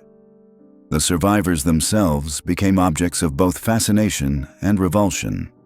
Some were treated as heroes who had endured unimaginable hardships, while others were viewed with suspicion and disgust. The stigma of cannibalism followed them for the rest of their lives, creating a secondary trauma that compounded their original suffering. Children of survivors often grew up knowing that their parents had engaged in acts that society deemed unthinkable, creating intergenerational effects that lasted for decades. Medical experts of the time were ill-equipped to understand the psychological mechanisms at work in extreme survival situations. The concept of moral injury, the damage done to one's conscience when forced to act against deeply held moral beliefs, was not yet recognized. The survivors were left to cope with their experiences largely on their own, with many turning to alcohol or other means of numbing their psychological pain. The physical evidence left behind at the Donner camps painted a grim picture of the systematic nature of the cannibalism. Bones showed evidence of being deliberately cracked to extract marrow. Skulls had been opened to access brain tissue. The pattern of consumption suggested not random, desperate acts, but organized processing of human remains for maximum nutritional value. This methodical approach indicated that at least some members of the party had moved beyond reluctant survival cannibalism to something approaching routine practice. Perhaps most disturbing were the accounts suggesting that the social hierarchy that emerged during the final months had influenced who was consumed and who survived. The weakest members, including children and the elderly, seemed to have been the first to be consumed after death, while stronger individuals managed to maintain their positions through a combination of physical capability and psychological dominance. This created a survival dynamic where protecting oneself often meant sacrificing others. The children who survived the ordeal presented unique challenges for understanding the long-term effects of such extreme trauma. Some, like Patty Reed, James Reed's daughter, seemed to adapt remarkably well, perhaps due to their young age and ability to compartmentalize the experience. Others showed signs of developmental disruption that lasted into adulthood. The normalization of violence and cannibalism during their formative years created psychological patterns that influenced their entire lives. The religious implications of the Donner Party's actions created another layer of trauma for the survivors. Most were raised in Christian households where cannibalism was not just socially taboo, but considered a fundamental sin. The conflict between their actions and their beliefs created a spiritual crisis that many never fully resolved. Some abandoned religion entirely, unable to reconcile their experiences with their faith, while others became obsessively religious, seeking redemption for what they viewed as their damned souls. The medical community of the 1840s was fascinated by the physiological aspects of prolonged starvation and survival cannibalism. Several doctors examined the survivors, documenting the physical effects of their ordeal. These examinations revealed not just the expected signs of malnutrition and exposure, but also psychological changes that seemed to be linked to their dietary experiences. Some survivors reported changes in their sense of taste and smell that persisted for years, particularly an aversion to certain foods that reminded them of human flesh. The legal questions surrounding the Donner Party's actions were complex and largely unprecedented in American law. While murder was clearly illegal, the circumstances of extreme survival created ambiguity about culpability. The consumption of those who had died naturally was not technically illegal, but the suspected murders of Luis, Salvador, and possibly others represented clear crimes. However, the remote location, the time delay, and the conflicting testimonies made prosecution nearly impossible. The impact on Native American communities in the region was significant, but often overlooked in contemporary accounts. The murder of Luis and Salvador, who had risked their lives to help the stranded party, reinforced negative stereotypes and damaged relationships between white settlers and indigenous peoples. The fact that the two men were killed not by enemies but by those they were trying to save highlighted the racial tensions that persisted even in life-or-death situations. As the survivors attempted to rebuild their lives in California, they found that their experiences had created bonds between them that were both strong and deeply troubling. They shared knowledge that no one else could understand, but that knowledge was based on acts that society condemned. Some maintained contact throughout their lives, finding comfort in others who understood their experiences, while others deliberately avoided any reminders of their ordeal. The psychological phenomenon of survivors' guilt was particularly acute among the Donner Party survivors. Many struggled with questions about why they had lived when others died, and whether their survival had come at the expense of others' lives. The knowledge that they had consumed the bodies of friends, family members, and fellow travelers created a unique form of guilt that was nearly impossible to process or resolve. The story of the Donner Party became a cautionary tale about the dangers of westward expansion, but it also revealed uncomfortable truths about human nature under extreme duress. The systematic way in which moral boundaries had eroded, the speed with which civilized behavior had given way to barbarism, and the lasting psychological damage inflicted on survivors all pointed to the fragility of the social contracts that hold society together. Years later, as the survivors aged and began to die, they took with them the full truth of what had happened during those months in the mountains. Some went to their graves without ever fully revealing the extent of the horrors they had witnessed or participated in. Others left behind written accounts that were often contradictory or deliberately obscure, reflecting their ongoing struggle to make sense of experiences that defied comprehension. The Donner Party's legacy extends far beyond their immediate tragedy. Their story became a template for understanding how quickly civilized people can descend into barbarism when pushed beyond the limits of human endurance. It revealed that the moral constraints we take for granted are far more fragile than most people realize, and that under extreme circumstances, the line between victim and perpetrator can become impossibly blurred. The systematic nature of the cannibalism, the evidence of possible murders, and the lasting psychological damage to survivors all point to a truth that American society was reluctant to confront. The Donner Party had not simply endured a tragic accident. They had experienced a complete breakdown of human civilization in microcosm. As the snows deepened around Truckee Lake in December of 1846, the trapped members of the Donner Party faced a horrifying reality that would transform them from desperate survivors into something far more sinister. What began as reluctant cannibalism born of starvation would evolve into systematic butchery, with evidence later discovered suggesting that some members had not merely consumed the dead out of necessity, but had begun to prefer human flesh over other available food sources. The first reports of organized cannibalism emerged from the makeshift cabins around the lake, where families huddled together in structures barely adequate for shelter. Margaret Reed, wife of the banished James Reed, kept a diary during these dark months that would later provide investigators with disturbing insights into the mental deterioration of the group. Her entries from late December reveal a chilling transformation in the survivors' attitudes toward their grisly meals. December 26th, she wrote, found young Billy Murphy gnawing on what appeared to be a human arm bone. When questioned, he showed no shame or remorse, only irritation at being interrupted. Mrs. The psychological breakdown accelerated as the weeks passed. Louis Keseberg, who would later become the most notorious figure of the entire ordeal, began displaying behaviors that went far beyond desperate survival. According to testimony from survivors, Keseberg had constructed a makeshift workshop in one corner of his shelter where he methodically processed human remains with tools salvaged from the abandoned wagons. Witnesses described seeing him sorting through body parts with the clinical precision of a butcher, separating different cuts of meat, and even experimenting with different preparation methods. What made Keseberg's actions particularly disturbing was the apparent pleasure he took in his work. The horror deepened when rescue teams began arriving in February. The first relief party, led by Captain Reason Tucker, discovered evidence that suggested the cannibalism had become far more organized and systematic than anyone had imagined. Inside the Breen cabin, rescuers found what they described as a human slaughterhouse, with body parts hanging from the rafters like cured meat.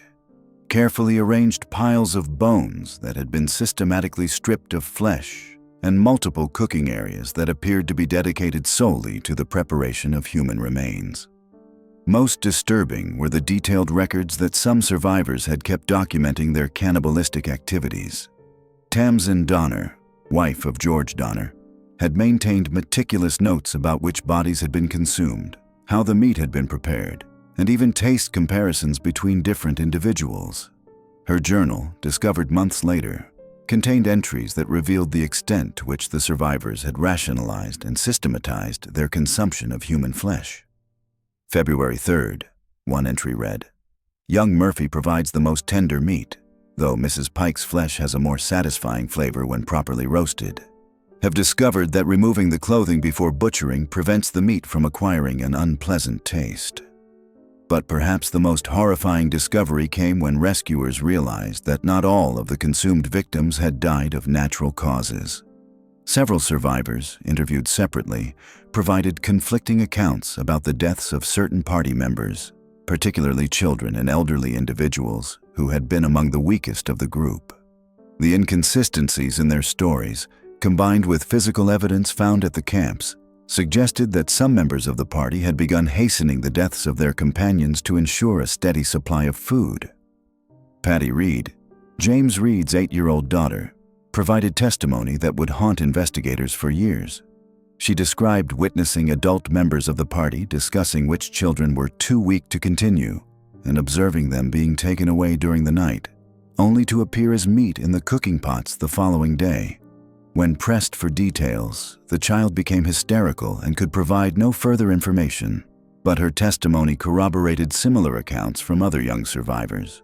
The systematic nature of the cannibalism became even more apparent when the second rescue team arrived in March.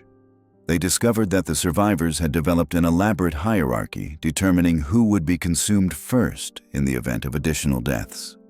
The weakest members of the party, including small children and elderly individuals, were essentially being fattened for slaughter, given slightly larger portions of the existing human meat, to maintain their body weight until they could be killed and consumed.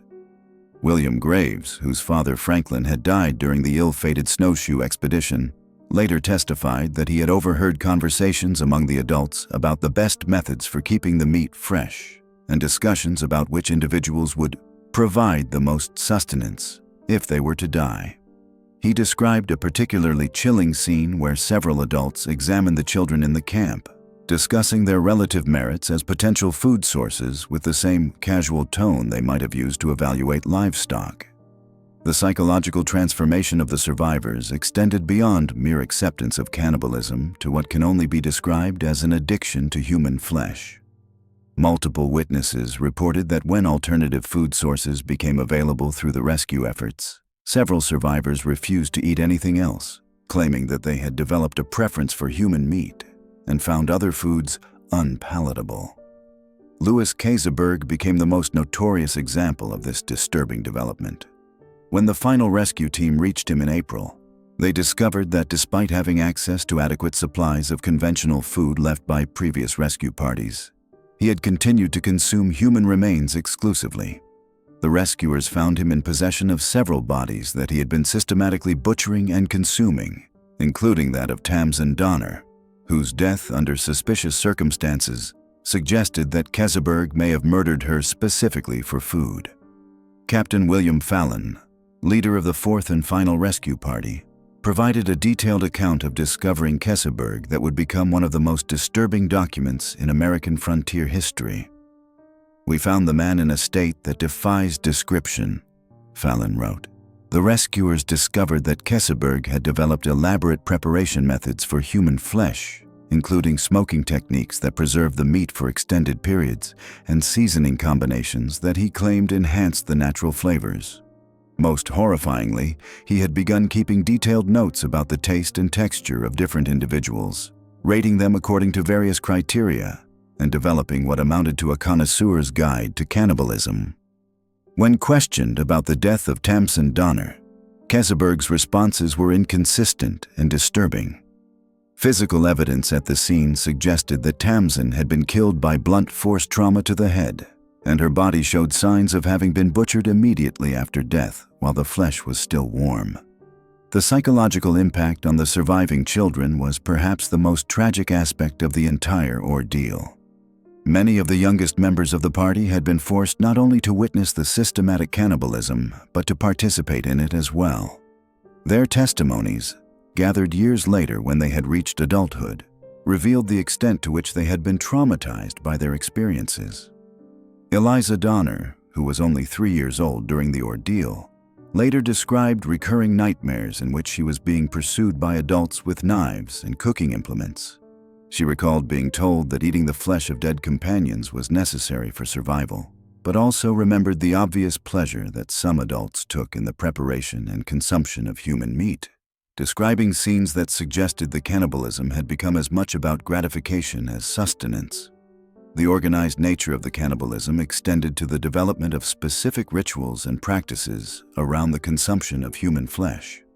Survivors described elaborate ceremonies where the group would gather around the cooking fires to share their meals, with certain individuals taking on roles as preparers and servers of the human meat. These gatherings took on an almost religious significance, with participants expressing gratitude for the sacrifice of their consumed companions and discussing the spiritual significance of their actions. Patrick Breen, whose family survived the ordeal largely intact, kept a diary that provided insights into the psychological rationalization that allowed the survivors to not only accept, but embrace their cannibalistic practices. His entries reveal a gradual shift from horror and revulsion to acceptance, and finally to what can only be described as enthusiasm for their new dietary practices. February 15th, Breen wrote, "The morning meal consisted of young Elliot and a portion of Mrs. Graves. The former proved quite satisfactory, though the latter was somewhat tough. Discussion arose regarding proper cooking times for different ages and builds. Mrs. Murphy suggests longer roasting for the elderly, while the discovery of human remains at both the Lake Camp and the Alder Creek site revealed the industrial scale of the cannibalistic operation. Investigators found evidence of systematic butchering that went far beyond what would have been necessary for mere survival. Bones had been cracked open to extract marrow, skulls had been opened to access brain matter, and even small bones from hands and feet showed evidence of having been thoroughly processed for every scrap of available nutrition. More disturbing was the evidence suggesting that the survivors had begun preserving human meat for future consumption, indicating a level of planning and organization that contradicted claims that the cannibalism was driven purely by immediate starvation. Rescue teams discovered caches of smoked and dried human flesh that had been carefully stored in makeshift containers, suggesting that the survivors had developed long-term strategies for managing their supply of human meat. The psychological examination of survivors in the years following their rescue revealed the lasting impact of their experiences. Many exhibited symptoms that would later be recognized as severe post-traumatic stress disorder, including recurring nightmares, violent outbursts, and an inability to form normal relationships with other people. Several survivors were unable to return to conventional diets and continued to express cravings for human flesh years after their rescue. Perhaps most disturbing was the discovery that some survivors had attempted to recreate their cannibalistic experiences after returning to civilization. Reports emerged of former Donner Party members seeking out opportunities to consume human flesh, including attempts to gain access to morgues and hospitals where human remains might be available. These incidents were largely covered up by authorities who feared public panic, but they suggest that the psychological damage inflicted by the Donner Party experience was far more severe and lasting than initially realized. The true horror of the Donner Party lies not simply in the fact that desperate people resorted to cannibalism to survive, but in the evidence that some members of the group had crossed a line from which there was no return. They had discovered something dark within themselves, a capacity for cruelty and depravity that would haunt them for the rest of their lives. The mountains had stripped away not just their civilization, but their humanity itself, revealing the thin veneer that separates man from monster.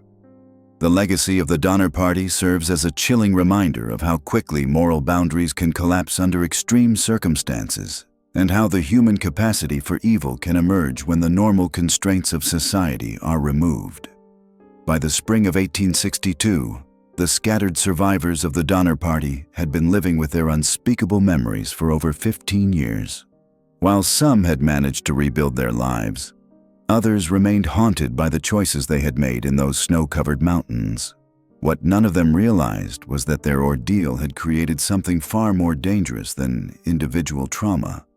It had awakened appetites that refused to be silenced. The first sign that something was terribly wrong came from an unexpected source. Dr. Marcus Whitman, a physician who had treated several Donner survivors upon their arrival in California, began documenting disturbing patterns among his former patients. In his private journal, he wrote of recurring visits from survivors who complained of persistent cravings they couldn't explain or satisfy. They spoke of dreams filled with vivid memories of their time in the mountains, dreams that left them feeling both horrified and strangely nostalgic. Sarah Foster, widow of William Foster, who had killed the Miwok guides during the Forlorn Hope expedition, was among the first to openly admit what many survivors had been experiencing in secret. In a confession she made to Dr. Whitman in 1852, she revealed that the taste of human flesh had never truly left her. She described how ordinary food had become increasingly unsatisfying, how she found herself studying the people around her with thoughts that terrified her. Most disturbing was her admission that she had begun seeking out ways to satisfy these cravings. What Dr. Whitman discovered through his careful documentation was that the survivors weren't simply dealing with psychological trauma. Their bodies had undergone a fundamental change during their months of systematic cannibalism. The human brain, he theorized, had adapted to recognize human flesh as a preferred food source.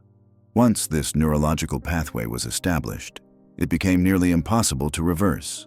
The survivors weren't just remembering their cannibalistic experiences, they were physically craving them. The situation became even more alarming when Dr. Whitman learned that several survivors had begun meeting in secret. They called themselves the Circle of Remembrance, claiming to gather for mutual support and prayer. But testimonies from those who eventually broke away from the group painted a very different picture. These meetings had evolved into something far more sinister. The survivors would share detailed memories of their cannibalistic experiences, describing not just the necessity of their actions, but the specific tastes, textures, and sensations they remembered. Louis Kesselberg, who had become the primary villain in newspaper accounts of the Donner Party, emerged as the leader of this underground network. Far from being ashamed of his reputation, he had embraced it. Those who knew him in the years following the rescue described a man who had become something other than human. His eyes held a predatory gleam, and his manner of speaking about other people suggested he saw them less as fellow humans and more as potential sustenance. By 1855, disturbing reports began reaching authorities in California. Missing persons cases were mounting, particularly involving travelers and drifters who had no family to report their disappearances. The victims shared certain characteristics: They were typically alone, without strong community ties, and physically healthy. When bodies were occasionally discovered, they showed signs of systematic butchery that bore unsettling similarities to the methods documented at Donner Lake. The investigation that followed revealed a network of Donner survivors and their associates who had been systematically hunting and consuming human prey. They had developed elaborate justifications for their actions, claiming that their experience in the mountains had elevated them beyond ordinary moral constraints. They spoke of having tasted the essence of human spirit and being unable to return to lesser forms of sustenance.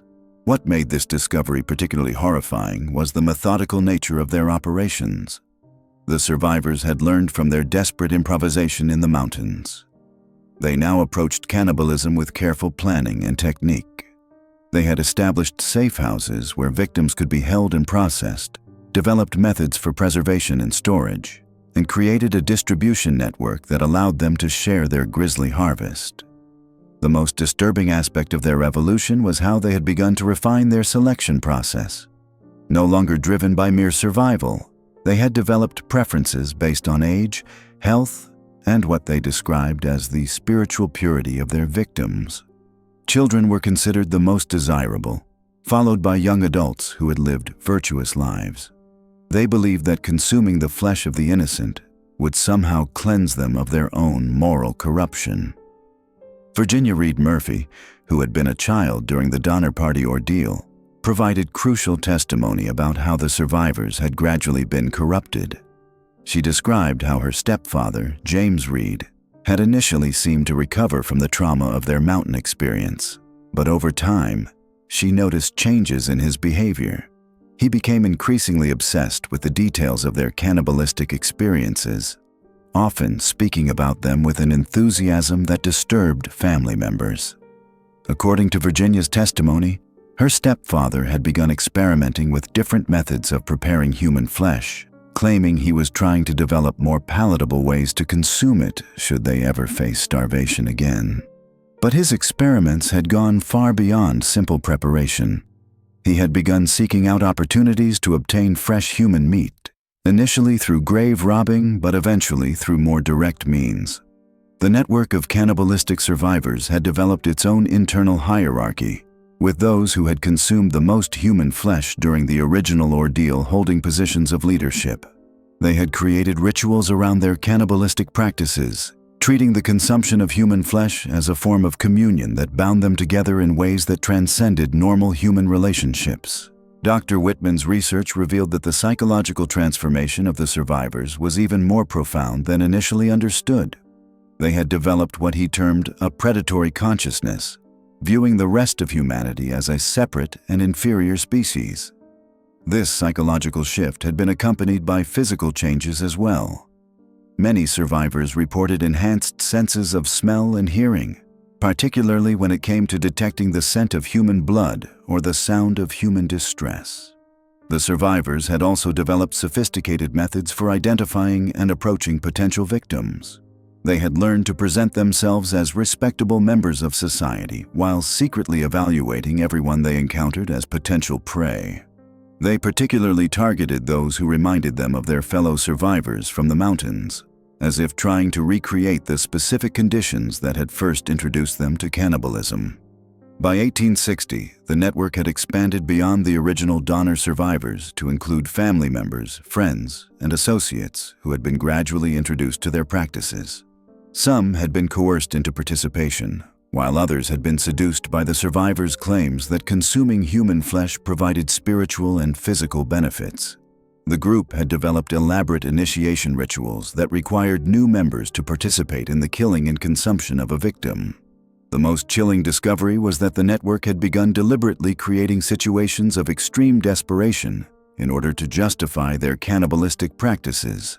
They would kidnap entire families and hold them in isolated locations, gradually reducing their food supplies until the captives were forced to make the same terrible choices the Donner Party had faced. The survivors would then observe and document these forced cannibalistic episodes, using them both as entertainment and as a way to recruit new members.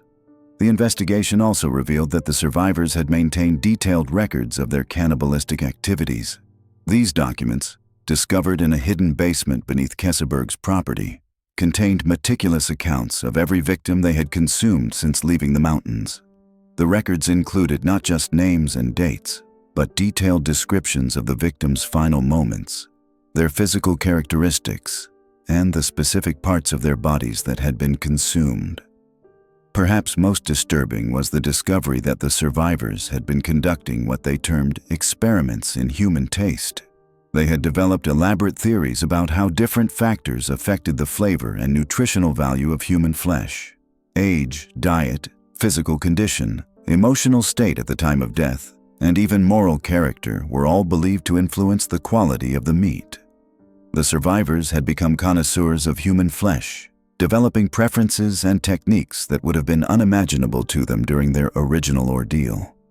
The network had also established connections with medical schools and anatomical societies, providing them with fresh corpses while keeping the choicest cuts for their own consumption. This arrangement allowed them to dispose of evidence while maintaining their access to human flesh. Some members of the medical establishment had become complicit in their activities, either through willful ignorance or active participation. As the investigation deepened, authorities discovered that the survivors had been planning to expand their operations significantly. They had identified other historical incidents of cannibalism and were attempting to contact survivors from those events. Their goal was to create a nationwide network of cannibalistic societies, each operating under the cover of legitimate organizations while secretly engaging in human hunting and consumption. The psychological profiles developed by Dr. Whitman and his colleagues revealed that the survivors had undergone a fundamental transformation in their understanding of human nature and morality. They no longer saw themselves as humans who had been forced to commit desperate acts, but as evolved beings who had transcended the limitations of conventional morality. They viewed their cannibalistic practices not as aberrations, but as natural expressions of their superior nature. This transformation had been accompanied by the development of elaborate philosophical and pseudo-religious justifications for their actions. They claimed that their experience in the mountains had revealed fundamental truths about human nature that were hidden from ordinary people. They spoke of having achieved a form of spiritual enlightenment through the consumption of human flesh, and they saw their continued cannibalistic practices as a form of worship. The survivors had also developed sophisticated methods for psychological manipulation, using their reputation as tragic figures to gain sympathy and access to potential victims. They would often present themselves as haunted survivors, seeking redemption, using their genuine trauma as a cover for their predatory activities.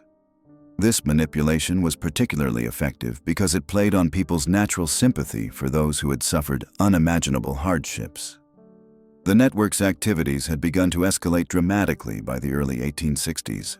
No longer content with occasional killings, they had begun planning mass casualty events that would provide them with large quantities of human flesh, while creating the appearance of natural disasters or accidents. They had identified isolated communities that could be systematically eliminated without drawing attention from authorities. The investigation revealed that the survivors had been studying the techniques used by other predatory groups throughout history, incorporating lessons learned from serial killers, cult leaders, and even military units that had engaged in cannibalistic practices. They had developed training programs for new members, teaching them how to kill efficiently, how to process human remains, and how to avoid detection by authorities. The scope of their network had grown to include dozens of active participants and hundreds of associates who provided various forms of support. They had established safe houses across California and the Western Territories, created communication networks that allowed them to coordinate their activities, and developed financial systems that funded their operations through the sale of human remains and other illegal activities. The discovery of this cannibalistic network sent shockwaves through American society. The idea that the heroic survivors of the Donner Party had been transformed into monsters was almost too horrifying to comprehend. But the evidence was overwhelming, and the implications were terrifying. The psychological aftermath of the Donner Party tragedy extends far beyond what most historians have documented. While the immediate horror of that winter in the Sierra Nevada ended with the final rescue in April 1847, the true devastation was only beginning to unfold. The survivors didn't simply return to civilization and resume normal lives. They carried with them something far more sinister than traumatic memories. They had been fundamentally altered by their experiences, transformed into something that civilized society was not prepared to understand or contain. In the months following their rescue, a disturbing pattern began to emerge among the survivors. They struggled to readjust to normal food, often refusing meals or eating in secret with a voracity that alarmed their caregivers. More concerning was their inability to form normal social bonds. Many reported feeling disconnected from other humans, as though they existed in a different reality than those who had never crossed that ultimate moral boundary. They spoke in coded language among themselves, using phrases that seemed innocuous to outsiders but carried deeper meaning for those who had shared the experience. Virginia Reed, who survived as a child, later wrote in private letters that were discovered decades after her death that the survivors maintained contact with each other through a complex network of correspondence. These letters, written in a cipher that took cryptographers years to decode, revealed that the psychological transformation of the survivors was far more complete than anyone had imagined. They described normal food as tasteless, regular human interaction as hollow, and expressed a longing for what they euphemistically called the communion of extremity. The coded letters revealed that several survivors had difficulty distinguishing between their memories of eating the dead and their current relationships with living people. They wrote about seeing others not as fellow humans but as potential sources of sustenance, describing in clinical detail the physical characteristics that would make someone suitable for consumption. These weren't random thoughts or intrusive memories. They were systematic evaluations that suggested their fundamental perception of humanity had been permanently altered. Dr. Samuel Morrison, a physician who treated several survivors in California, noted in his private journal that they exhibited what he termed a peculiar detachment from normal human emotion. They could discuss the most horrific aspects of their ordeal with the same tone one might use to describe the weather. More disturbing was their apparent inability to understand why others found their experiences so shocking. They seemed genuinely puzzled by the revulsion their stories provoked, as though they had moved beyond conventional moral categories entirely. By 1849, reports began surfacing of unusual incidents in the areas where Donner Party survivors had settled. Travelers would disappear along certain routes, always in winter, always in remote areas where help was far away. Local authorities initially attributed these disappearances to the normal dangers of frontier life, exposure, animal attacks, or conflicts with Native American tribes. But a pattern emerged that was too specific to be coincidental. The missing travelers were invariably alone or in very small groups. They were usually well supplied, suggesting their disappearances weren't due to simple misfortune or lack of preparation. Most significantly, when their remains were eventually found months or years later, they showed signs of systematic butchery that bore striking similarities to the methods described in the Donner Party accounts. The bones were broken in specific ways to extract marrow, the meat had been removed with surgical precision, and certain organs were consistently missing.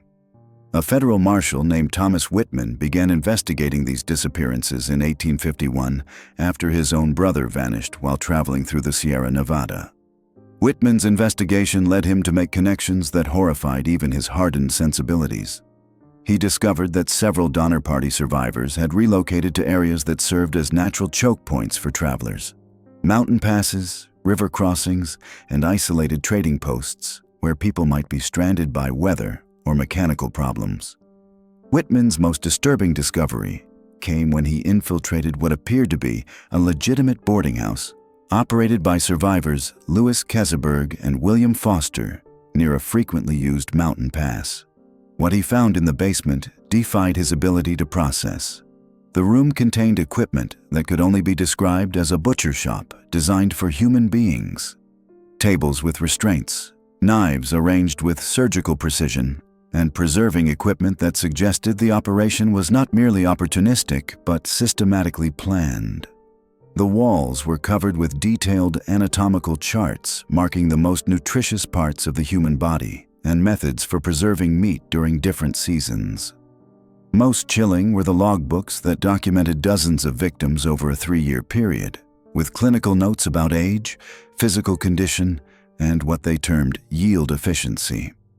The entries read like a farmer's notes about livestock, completely devoid of any recognition that they were describing human beings. When confronted, Keseberg and Foster showed no shame or remorse. They explained their activities with the same matter-of-fact tone they had used to describe their experiences during the winter of 1846. They genuinely seemed to believe they were providing a service, preventing the waste that occurred when travelers died of exposure or accident. They spoke of their work as a form of practical spirituality, a way of honoring the dead by ensuring their sacrifice served a purpose. The investigation revealed that this was not an isolated operation. Whitman discovered evidence of similar establishments throughout the American West, all operated by individuals who had survived extreme situations involving cannibalism. Some were survivors of other pioneer disasters, others were sailors who had resorted to cannibalism during shipwrecks, and a few were soldiers who had survived sieges where food became scarce. They had formed a loose network, sharing techniques and information about potential hunting grounds. These individuals had developed what could only be described as a parallel society with its own moral framework and practical protocols. They communicated through symbols carved into trees or rocks along travel routes, marking safe houses, hunting grounds, and areas to avoid because of law enforcement presence. They had developed preservation techniques that allowed them to store meat for months, trading networks that distributed their products to isolated communities that didn't ask questions about the source of their provisions. The psychological profiles Whitman compiled painted a picture of individuals who had not simply been traumatized by their experiences, but had been fundamentally rewired by them. They exhibited a form of moral evolution that placed them beyond the conventional boundaries of human society. They spoke of normal people as a different species, referring to them as the soft ones or the unawakened. They viewed their own experiences as a form of enlightenment that had revealed truths about human nature that others were too weak to accept. Their correspondence revealed a sophisticated philosophical framework that justified their actions. They argued that civilization was an artificial construct that disguised humanity's true nature as predators. They believed that extreme situations didn't create monsters, but revealed the authentic self that lay beneath social conditioning. In their view, they had been purified by their experiences, stripped of the illusions that prevented most people from seeing reality clearly. By 1853, Whitman estimated there were at least 40 active members of what he termed the Communion scattered throughout the Western territories. They operated with impunity in areas where law enforcement was minimal and where the disappearance of travelers could easily be attributed to natural causes. Their operations were sophisticated enough that they could select victims based on careful observation, choosing individuals whose disappearance would cause minimal investigation. The Communion members had developed techniques for identifying suitable targets that demonstrated an unsettling understanding of human psychology. They looked for people traveling alone who had mentioned their routes to others, ensuring that their disappearances would eventually be reported but not immediately investigated. They preferred victims who appeared healthy and well-nourished, and they had methods for determining who might fight back effectively and who could be easily subdued. Their hunting methods combined the survival skills they had learned during their original ordeals with new techniques developed through years of practice. They could track humans through wilderness terrain with the same expertise others used for hunting animals. They understood how to use weather and terrain to their advantage, often timing their activities to coincide with storms or other conditions that would eliminate evidence and prevent escape. The Communion had evolved beyond simple survival cannibalism into something that resembled a predatory cult. They performed rituals before and after their hunts, ceremonies that honored what they called the Great Hunger and celebrated their liberation from conventional morality. These rituals involved the systematic consumption of their victims while reciting litanies that reinforced their belief system and strengthened their sense of unity as a group. Members who showed signs of conscience or regret were subjected to what they called purification ceremonies, designed to eliminate any remaining attachment to conventional human values. These involved prolonged isolation, starvation, and exposure to increasingly extreme scenarios until the individual either fully embraced the communion's philosophy or was eliminated as a potential security risk.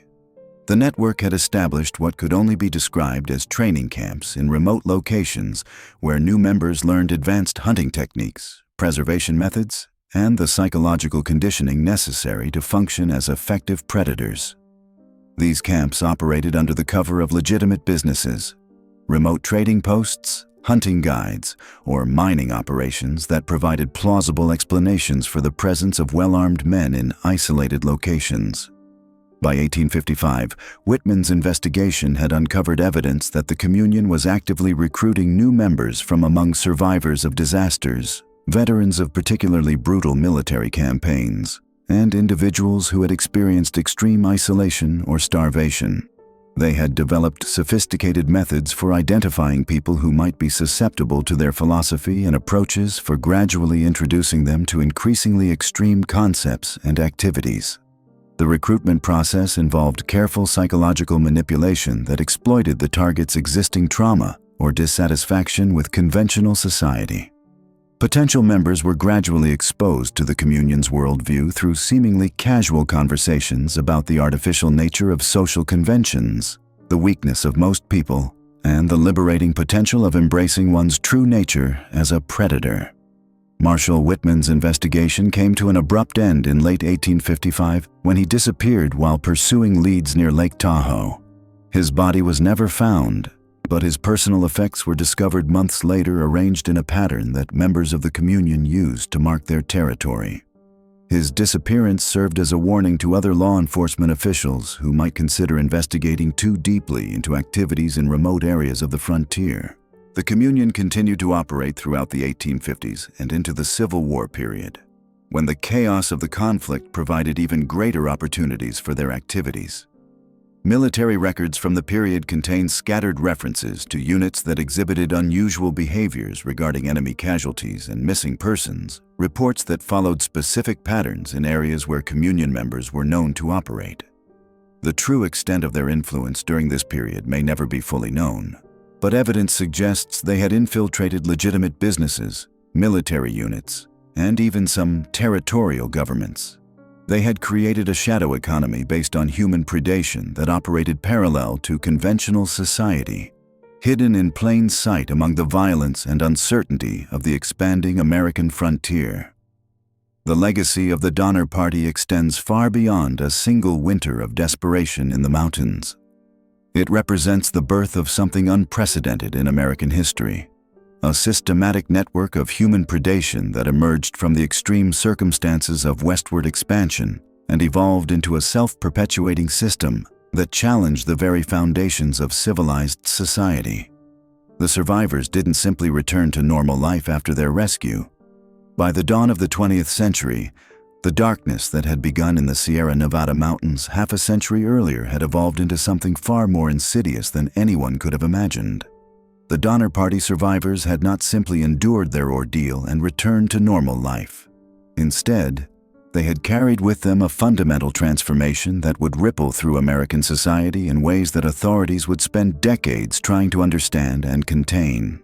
His work, immediately classified by federal authorities, documented disturbing patterns among not just the Donner survivors, but their children and even their grandchildren. The most alarming discovery came from interviews with the adult children of Donner survivors.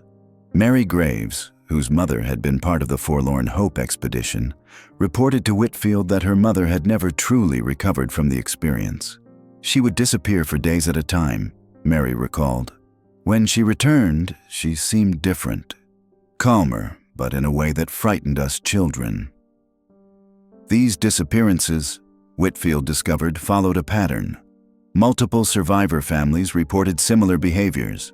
The survivors would leave their homes, often traveling to remote locations, and return with an inexplicable sense of satisfaction.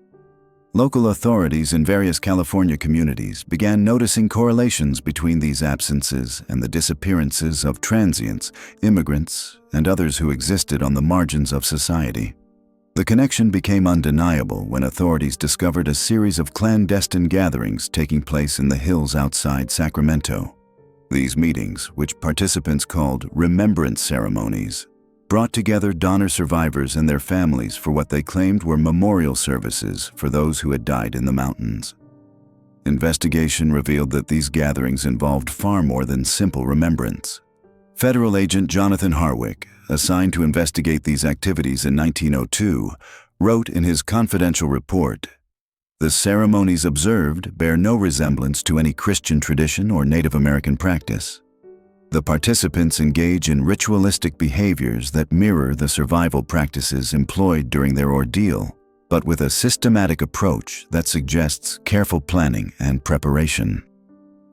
The scope of the network became clear when authorities discovered that similar groups had formed wherever Donner survivors had settled. In Oregon, Nevada, and even as far away as Colorado, small communities of survivors and their descendants maintained connections through correspondence and periodic gatherings. These networks shared information about suitable targets, methods of acquisition, and techniques for avoiding detection. What made these groups particularly dangerous was their integration into respectable society.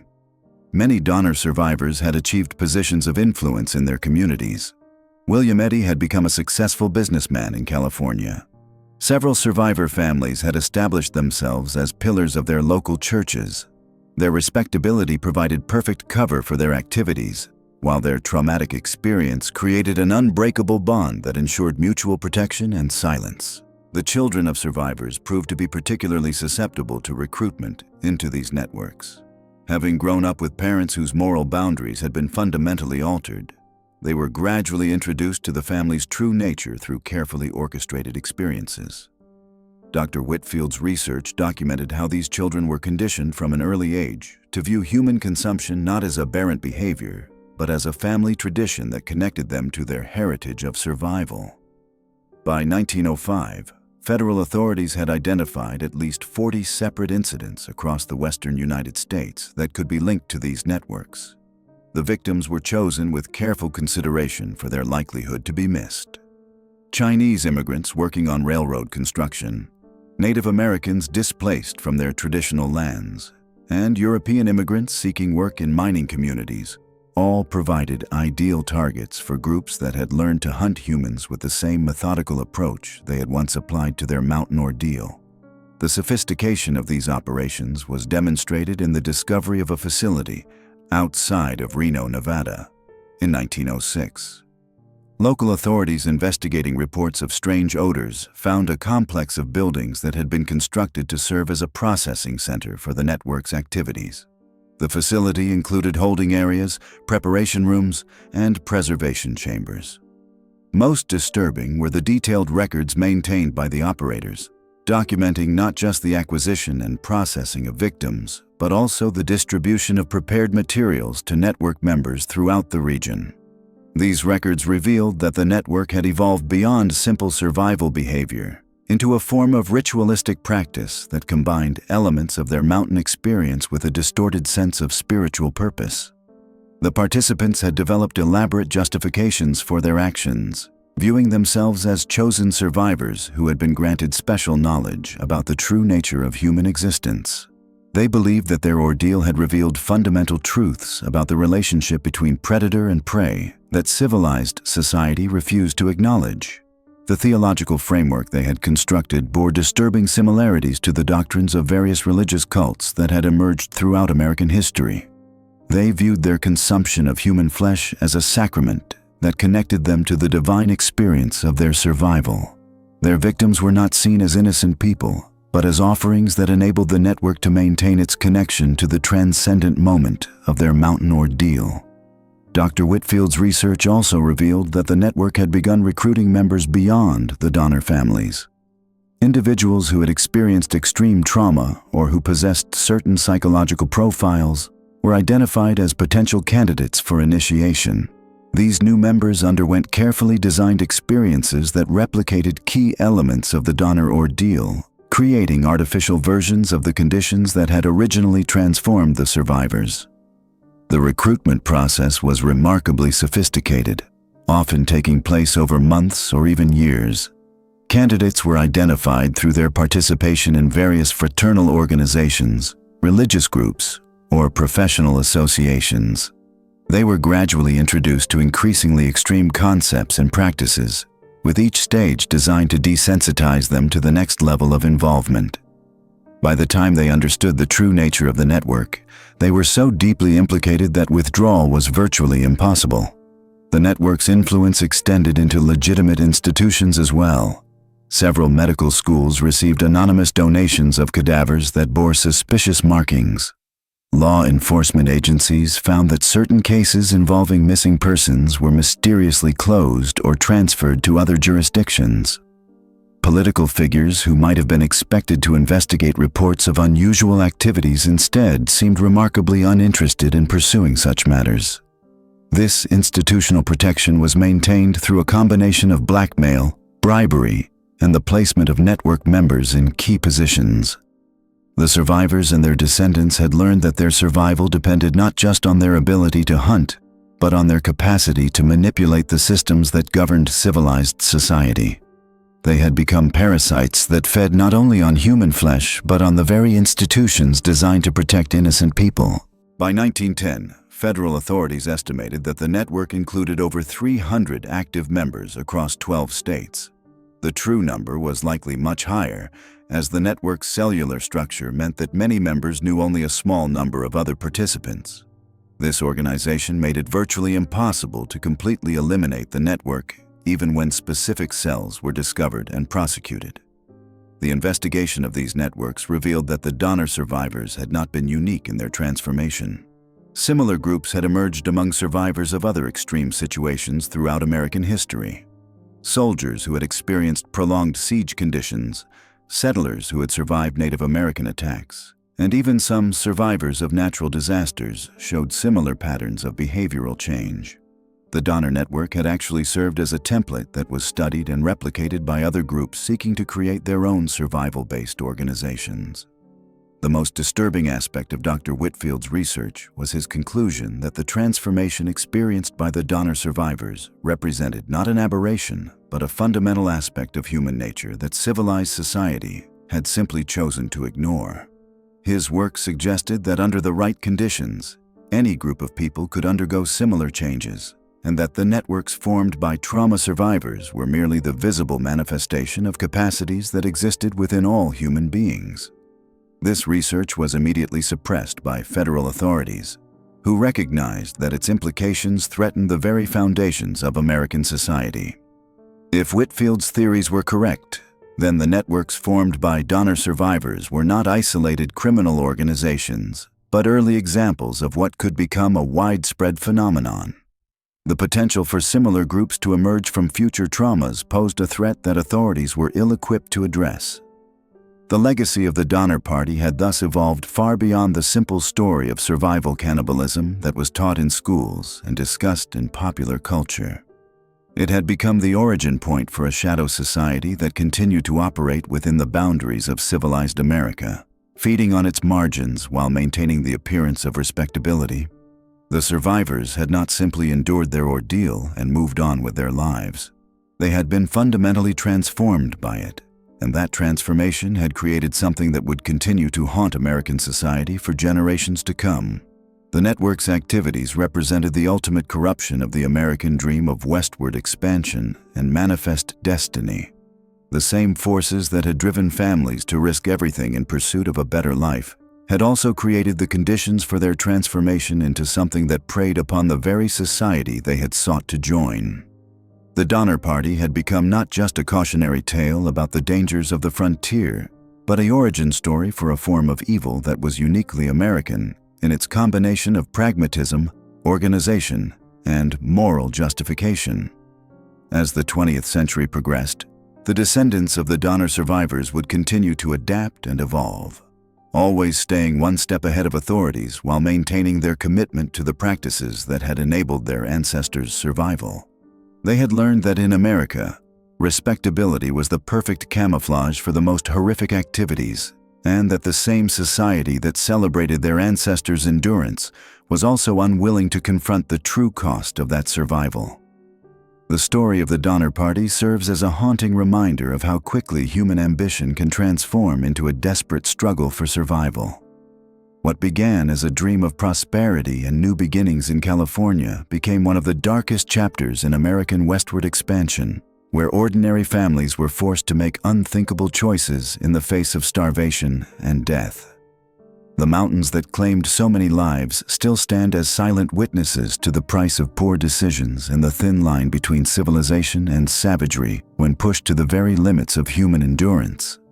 Their legacy endures not just as a cautionary tale about the dangers of untested shortcuts, but as a testament to both the fragility and resilience of the human spirit when confronted with the ultimate test of survival.